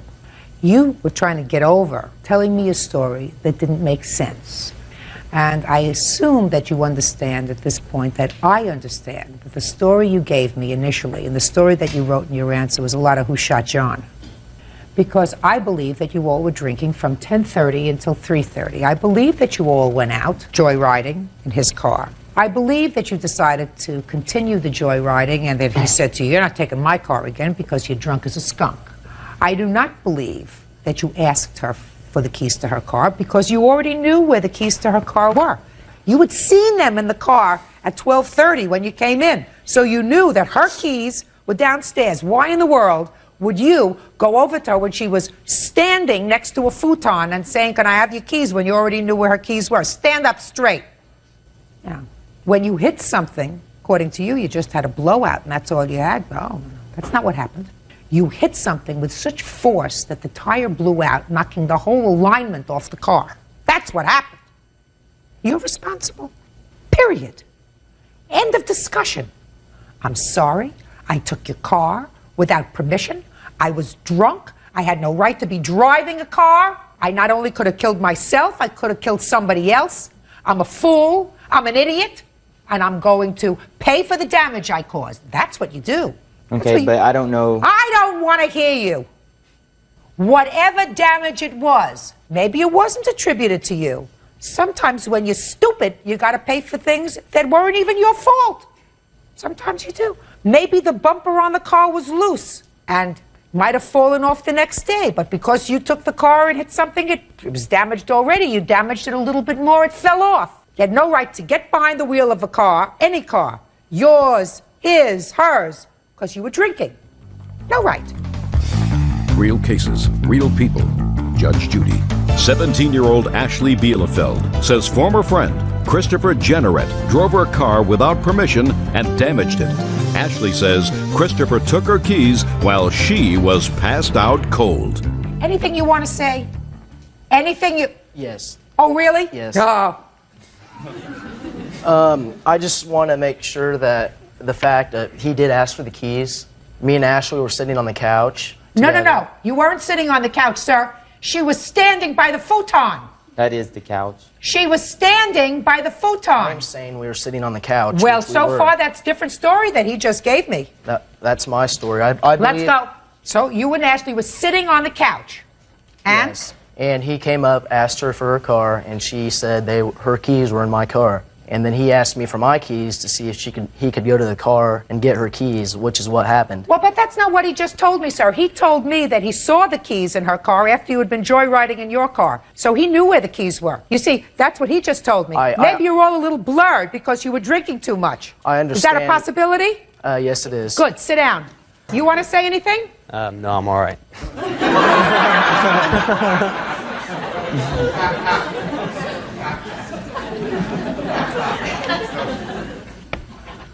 Judgment for the plaintiff in the amount of $744.52. That's all. Parties are excused. You may step out. I don't remember that night. Well, yeah, we were partying and it did get out of hand. They're obviously too young and irresponsible to be doing acts like this, drinking and driving, out running around. What's done is done. I want her to be able to put this behind her and move on. We don't even talk anymore. Not to drink as much, maybe. And now the next case. All parties in the matter of Hastava versus Lupo, step forward, please. 21-year-old accountant Nicole Hastava is suing her ex-fiancé, 26-year-old mechanic Christopher Lupo, for his share of a wedding that never happened. Mrs. Hastava, you and the defendant have been engaged to be married. And according to your complaint, you broke the engagement for whatever reason, and you had an agreement with the defendant that you were each going to contribute to the wedding. Correct. You put down certain deposits on things for the wedding, and when the engagement was broken, the defendant refused to pay you half of the deposits, which was your agreement. In addition, you purchased a wedding dress that you claimed that you stored or left at the defendant's mother's home that he refuses to return to you. Mr. Lupo says that you did have an agreement that you were going to share the costs of the wedding, correct? Yes, correct. But when you broke the engagement, you kept everything. I don't know what everything is. And in addition, you kept the engagement ring. Correct. So he's not paying for anything, right? Exactly. Okay, so you really want the engagement ring back, right? Yeah. Yes. You're a quick learner. Did you want your dog? No, she could keep it. Just the point, like, if I wanted to take it back, she wouldn't have gave it to me anyway, but... You know, she can keep it. Mr. Lupo, do you want your dog? The answer is no, she could keep the dog. She could keep the dog. But you want your personal items back? Yes. And the engagement ring? Yes. Okay. Do you have his personal items? It's not an answer, madam. I do have some of his clothes at the house. Well, tell me, what do you have? Maybe some sweatpants. I mean, it's really nothing. Do you have a jacket? I didn't see the leather jacket. I did look for it, and I didn't find it. Now, where's the engagement ring? I have the engagement ring. I told him I'll give it back to him. I have no problem giving it back to him as long as I get the money for from the deposits. But I did pay $300 towards the engagement ring, and I have that also. Did she pay some money towards the engagement ring, Mr. Lupo? Yes, she did. How much was the ring? $2,700, $2,500. I'm trying to resolve this, Mr. Lupo, and I don't want you to. I don't want you to think that this is an interview for The Sopranos. Do you understand? It is not. It is not. So we're going to try to behave like this is a courtroom. And this is a serious piece of business. She has the receipts. Mr. Lupo, do you understand what I'm saying to you, sir? Yes, I do. Yes, you do, because I'm sure that you don't talk the way you're talking to me if you go and you're talking to a priest. Do you understand? You understand? You try to act respectfully, which is exactly what I expect. I expect you to act as if you would talk. Strike that. I expect you to talk as if you were talking to a doctor who just told you that he thought you had a terminal illness. Okay? Does that settle it down for you? Yes. Good. Perfect. Now, how much was the engagement ring, sir? It was around $2,700. Is that correct? I wasn't there when he bought it. Fine. Is it a nice ring? Do you have it with you? I don't have it with me, no. Fine. $2,700. And she gave you $300 towards the ring? Yeah, because she wanted to change the diamond. Yes, that's right. Yes. Yes. Next time you get engaged, sir, don't let your fiancé give you anything towards the ring. It's tacky, especially when you're spending so much for the ring. Well, I thought she would have been happy with the diamond I gave her, but she wanted to change it. So. That should have been something that gave you a ding-a-ling, ding-a-ling, ding-a-ling. Okay. So far we're down to $2,400 that the ring was worth. Now, how much were the deposits that you put down? Half of it is $2,100. Okay, $2,100. $2,110. And does your mother have her wedding dress? I'm not sure. I'll be honest with you, I don't know where it is. I'm sure she has it. If that's where you put the wedding dress, right, you gave it to his mother. Because I figured it would be better kept there. So you have to get the wedding dress back. Do you understand? You're going to get the engagement ring back. Because we're going to resolve this very fast. Because clearly, you two folks are not in love anymore, right? Well, at least if you are still in love, you're going to start at ground zero so that you can start building on this lovely relationship again if you so choose. Once you get back the engagement ring, you don't want to give it to anybody else, so you're going to sell it. Then you'll have some money to give her back for the deposits. Is that reasonable? That's reasonable. There you go. Look how happy we are. Now, you're going to look very, very hard for his personal property. You have some sweaters that belong to him. He's looking for his jacket. He wants his jacket back in addition to the engagement ring. Clear? Yes. Now, you are going to get your $2,100 24 hours after he gets his clothes and his engagement ring. Do you understand? Yes. You're going to give her the $2,100 soon as I get my stuff, she can have it. No problem. And you're going to get your stuff 5 days from today. 6 days from today, she gets her $2,100. Sounds good. Happy? Yes. Happy? Can I just ask one question, Your Honor? Yes. What about the $300 that was put towards the ring? I didn't include that with the... No, just a second. Oh, okay. You're absolutely right, because he's getting it back. So we have to add that on to the $2,100. Okay. Is that fair? Sounds fair. By the way, just for my own interest, why did you put $300 towards the ring? Is it true you wanted a different stone? We changed the diamond. You wanted a different diamond. Not we changed the diamond. He doesn't know anything about diamonds. Trust me, he knows nothing about diamonds. It looked nice. It looked nice. It looked nice. You wanted a different diamond, Yes. right? And he agreed. Yes. Fine. Then you agreed. Nice guy. So $2,400. What else? My records, my DJ equipment. Everything that belongs to him. I'll give him everything back. You give I don't him have a everything problem back with because one day after he gets everything back, you I'll get your get my money. Exactly. Otherwise, you don't get your money. Right? Yes. Right? So now he's going to get everything back. Goodbye. Good luck. Have a happy life. Thank you. Thank you. Parties are excused. You may step out. As long as she gives my stuff back, I got no problem paying her money. He wasn't living up to any of the agreements. He would tell her, I'll pay her, and then he wouldn't come through. Hopefully work things out. I don't know, maybe, in the future.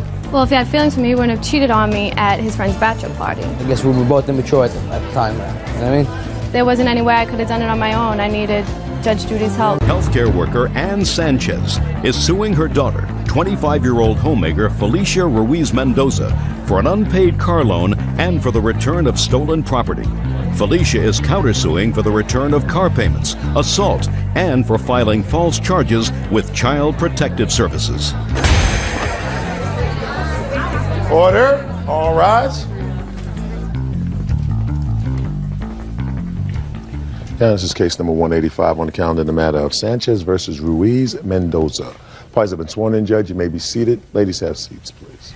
Ms. Sanchez, the defendant is your daughter, is that right? That's correct, Your Honor. Your cause of action has two parts. One is for car payments that you say you were forced to make when your daughter didn't make payments on a car that she had bought. The second thing is for items of furniture that you bought for her with certain conditions. She reneged on the conditions, and you feel as if she should be responsible for paying for the furniture, or you want it back. So let's deal with the car first.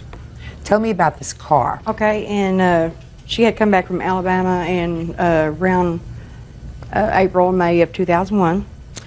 And they How long had you been in Alabama? About 3-4 months. So she calls me and asks me if I could possibly help her get a car, that she had a job and she needed transportation.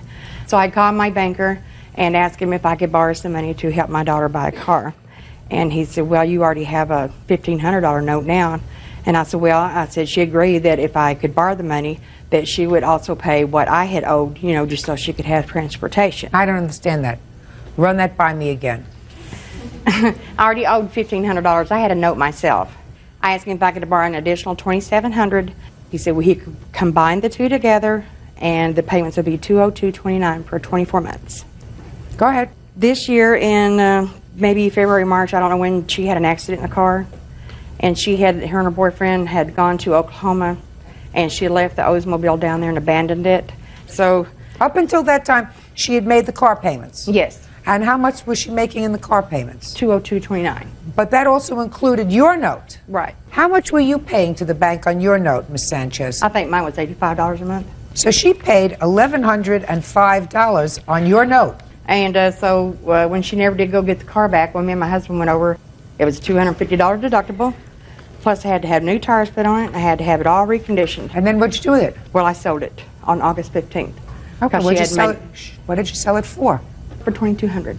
$2,200 for the car. The payoff was 19 something. Say $1,900. Mm-hmm. Now you had to put on new tires. And how much did you spend for new tires? I spent $217. Then I had to have all new lug nuts on it. They were $32.33. How many payments did you make for her? June, July. Because that she had the accident. $672 so She far first said that is she what you did owe it. your daughter. That's what you owe your daughter. She didn't owe you. You owe her.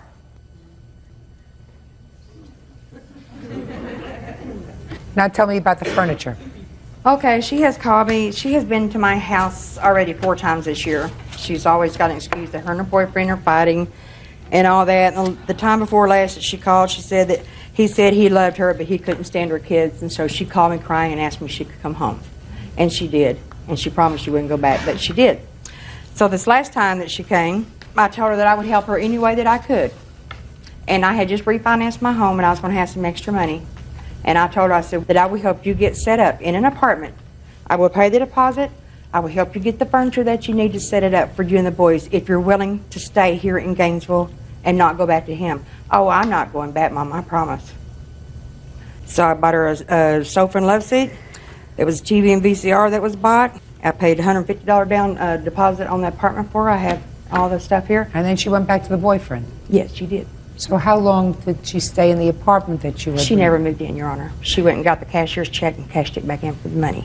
Did you cash the check that your mother gave you for down payment on an apartment? No, I put the deposit. What cash did your mother give you for the apartment? She didn't give me any cash. I put the deposit. I have the receipt. It's in my name and everything. Did you Yes, give her I wrote her a check, Your Honor, for $150 cash because they wouldn't take a personal check at the apartment complex. I gave her a $150 check. She went to the bank, and while she's in the bank, she filled it out into her name so that way she could get it back. I believe your mother. I believe your mother. Don't lie. You know, I mean, so far, you're in pretty good shape. Your mother owes you $672. But don't lie to me, because that makes me feel stupid. Did your mother give you a check for $150? Yes, ma'am. Good. Your Honor, I love my Jump daughter. up. Just a minute. I got it. I got the drill. No, I got the drill. What other cash did you give her? I bought the sofa and love suit for her. Forget about the sofa and love seat. According to what you just testified to me, you said to her, I'm going to help you get set up, but you have to promise me you're not going to go back to this jerk. And she said to you at the moment, I promise you I'm never going to go back to this jerk. Yes, sir.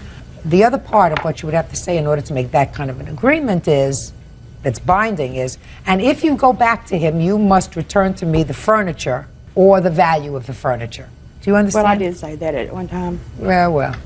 But that's not what you told me. You told me what the conversation was with her. How old are your children? 7 and 5. Now, Mr. Dreamboat, is he the father of either of these children? No, ma'am. What kind of work does he do? Excuse me? What word didn't you understand that I just said? He doesn't work. Does he not work because he is in some way physically challenged? No, ma'am, he has we're trying to file for disability for him. So he's in some way physically challenged? He has to have surgery, but since he's older, he can't have tubes in his ear. He has drainage that cause real bad migraines. How much older is he than you are? He's 34. A 34-year-old unemployed somebody who wants to put drains in his ears because he gets headaches and he can't work. Let me ask you this question. And you know, I've been around the block a couple of times. How many times have you called the police with regard to domestic violence in your home? Make sure that I get a correct answer. One time. It'd take a lot for you to call the police to come to your house because... No, ma'am. Really not? You mean there was just a little yelling? No, he yelled at me and I called the police because he was throwing things. He was being violent around your two children who are how old? 5 and 7. Yes, ma'am. And he's not the father of those two children. No, ma'am. How many times have you had to move away because of him? 2 times. How old are you? 25. Do your 5 and 7-year-old sons have the same father? Yes, sir. Yes, ma'am. Is he employed? Yes, ma'am. Does he have any communication with the children? No, ma'am. Is that by his choice? Yes, ma'am. Another idiot. So now you're 25, and have chosen 2 losers that I know about. Judge Judy continues in a moment. You want to be a bum magnet. That's your problem. Grow up. And later today, all the walls were torn out. We had talked about it months before. He said it was the spur of the moment, his exact words. Real cases, real people. Judge Judy. Ann Sanchez says her daughter, Felicia Ruiz Mendoza, owes for an unpaid car loan. Ann says Felicia abandoned the vehicle out of state. You can't do this anymore. I don't care if you never have a boyfriend the rest of your life. Either that, or take your 2 sons, get down on your knees, beg your mother, say, listen, I made a mistake. Could you please take care of your grandsons? But you're going from one place to another place to another place, going from one loser to another with 2 little boys who are the innocents. Why do you want to do that? I mean, you have a counterclaim that your mother assaulted you when you told her you were leaving again? I didn't. I don't even want to hear the story. It's a good thing you got a hair left in your head. She doesn't want you, who she loves, or especially 2 innocent grandchildren, to keep going through this migrant lifestyle that you've selected for your children. It's terrible. You made car payments on the car for a year, $200 a month. That's part of your counterclaim. Where can you rent a car for less than $200 a month? Anywhere in the world? No, ma'am. Not as far as I know. So you don't get that back. The next part of your counterclaim is that your mother called Child Protective Services on you. Yes, ma'am. Probably with good cause. From what I hear and from my life's experience, probably with good cause. You called Child Protective Services? Yeah. Oh, and what did you tell them? I told them that I was worried about my 2 grandsons, that they were living in a real bad area in town, and that both of them had a drinking problem, and they have the kids in the car going up and down the highway all the time. In October 2000, they were also called because the children were left in the house alone while she was out running around somewhere. She had left them in the care of a small little girl. This 34-year-old with the tubes in his ears, he has a drinking problem? Yes, they both do. Both do. All the time they're drinking. I mean, they don't buy cans, they buy the big quarts. Your children here today in court? No, ma'am. Where are they? They're at home. With whom? With Carlos. Carlos isn't well enough to be employed, but he's well enough to watch your 2 sons? Yes, ma'am. Other than watching your 2 sons, does Carlos have any biological children of his own? Yes, ma'am. How did, you know that I knew that? So at least there's something about Carlos that works. How old are his children? He 12, 11, and 10, or 9. So this bum isn't paying any child support either because he's got tubes in his ears. Is that right? Yes, ma'am. Are you getting my drift? Yes, ma'am. You better grow up. You made 2 babies. They are innocent. You're guilty. If you brought them into the world, and you brought them into the world with somebody who's not interested in being their father, then it's your responsibility to be both mother and father to them. And you're not supposed to introduce them to another person who's a bum. You want to be a bum magnet. That's your problem. But you have 2 children. And if you want to be a bum magnet, then you have to do the right thing and you have to turn over custody of your children to your mother. I mean, how do you know that Carlos isn't home right now drinking a big brew and sitting around and watching television or doing whatever he's doing? How do you know that? I don't. You don't. You don't know whether he's hitting them. You don't know whether he's angry with them. You don't know whether he's locking them in a closet. You don't know whether he's drunk. You don't know what the hell he's doing. And that's better off for your children than being with their grandmother. Grow up! Your counterclaim's dismissed. So is your claim. And I want to tell you something. You have a responsibility. If you believe that your grandsons are being neglected, you have a responsibility to petition for custody in a family court. Now, you may not get it, but if you don't at least take that step and something happens to your grandsons, you're going to be sorry for the rest of your life. Do you understand? That's all. Bye. Parties are excused. You may step out. I thought the judge was fair. Like I said, it wasn't about money. It was about principle. How, you try to help your children and the way they stabbed you in the back, more or less. There was no reason for her to bring me here. I didn't owe her anything. Like Judge Judy said, he's a bum. He's a no-working alcoholic. And now the next case. All parties in the matter of Messerman versus Johnson. Step forward, please. Pet grooming business owner Linda Messerman is suing her neighbor, camera assistant Peter Johnson, for starting a fire in her kitchen. Miss Messerman, really the defendant was a friend of yours because you asked him to house sit and pet sit for you when you were going on vacation or someplace out of town. He said he would be more than happy to do that. He would stay in your apartment. You were not paying him for that service. Is that correct so far? Yes, correct. That correct so far? Yes. He stayed in the apartment while he was there. He did some baking, caused a fire. He says because he didn't know that you had 2 ovens. One of the ovens you used for storage. And when he lit the other oven, both ovens went on. The other oven went up in flames, causing the fire. Correct. Right? And therefore it was an accident. And an accident that is partially her fault because she shouldn't have been using the oven for storage. Is that right? Correct. You had 2 ovens? I had 2 ovens, Your Honor. One of the ovens you used for storage? Yes, for pots and pans only, and baked goods, because I never use my ovens. I'm a Jewish woman, I don't cook. I understand that. But he's not Jewish, right? Yes. You are Jewish? No, I'm not. You're not Jewish? I'm not Jewish. So, you see, he thinks that people actually use ovens for things rather than storage and filing. Of course not. You know that that's ridiculous. Right. Of course it is. Tell me about the fire, Mr. Johnson. I was getting ready to make some cookies and turned on the oven and walked away. And about 2 minutes later, the alarm goes off and I walk back there and I'm thinking, I didn't have anything in this oven yet. And there's this other thing that's on fire. And I'm like, oh my God, I got an inferno going on. So it was like, I don't have anything to put this thing out with. So I have to call my brother. So luckily we live next door. And so he brings the fire extinguishers and we put the thing out. And basically that's it. Can I see photographs of the Yes. kitchen, please? Many, many. I have photographs of the walls, the soot, the carpets, the ovens. Just, it's a nightmare. Okay. Listen, it's an accident. It's really an accident caused by cultural differences, cultural and religious differences, right? Well, it was very obvious that it was a double oven. I mean... What you said was absolutely right. Unfortunately, yes.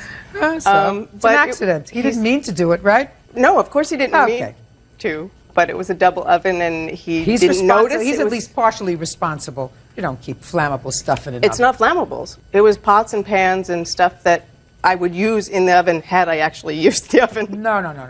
It had to be flammable because it caught on fire. Yeah. Therefore, it's flammable. Correct. So there is I'm stuff assuming here. there's some plastic or something. Plastic that caught on fire. Right, that didn't belong in an oven.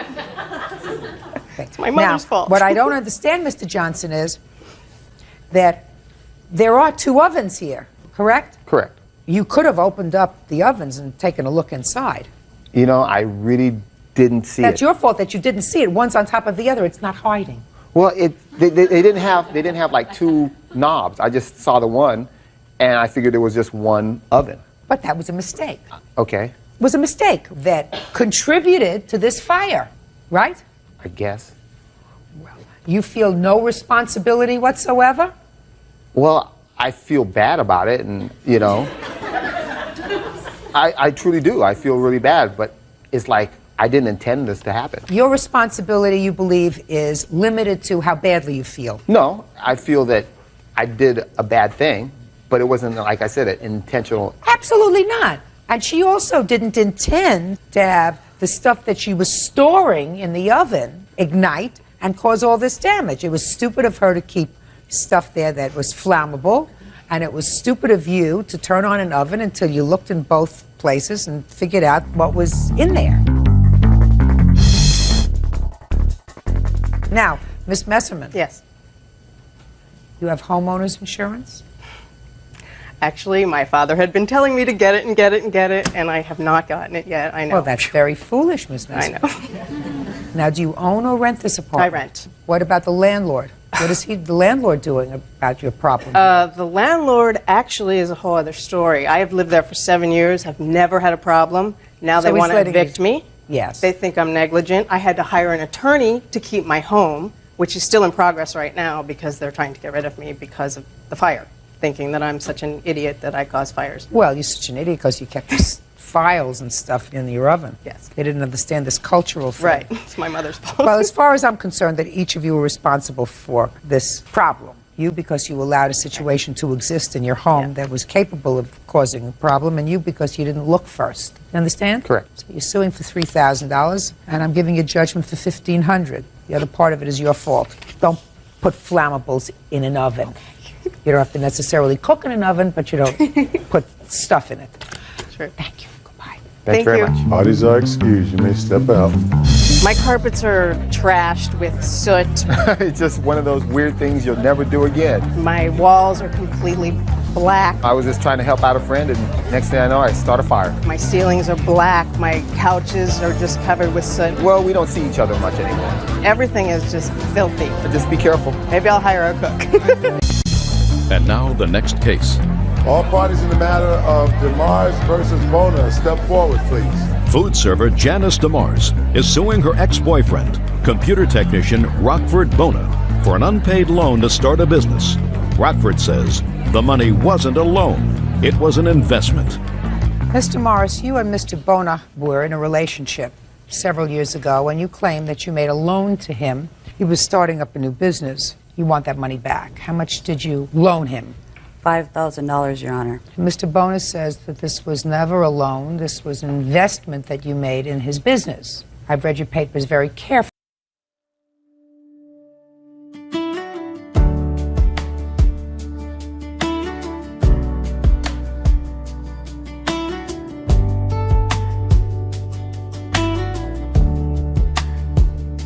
Your jacket's on my chair, your toothbrush by the sink.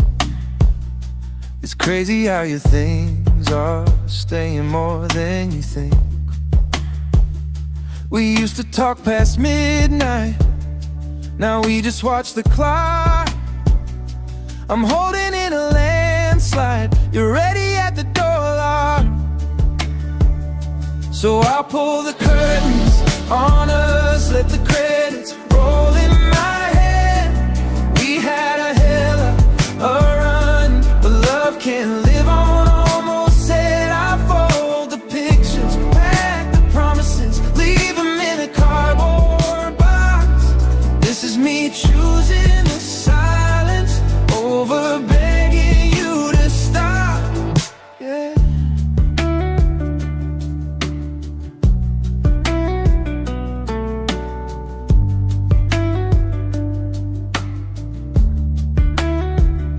You're laughing through your phone at jokes I'll never hear. I'm standing in this kitchen like a stranger renting here. You kiss me out of habit, eyes 1,000 miles away. I read it like a warning, written in the way you stay. So I'll pull the curtains on us, let the credits roll in my head. We had a hell of a run, but love can't live on almost said. I fold the pictures, pack the promises, leave them in a cardboard box. This is me choosing the silence over begging you to stop. the season, changing colors, losing light. I'd rather walk out in the daylight than fade out every night. So I pull the curtains on us.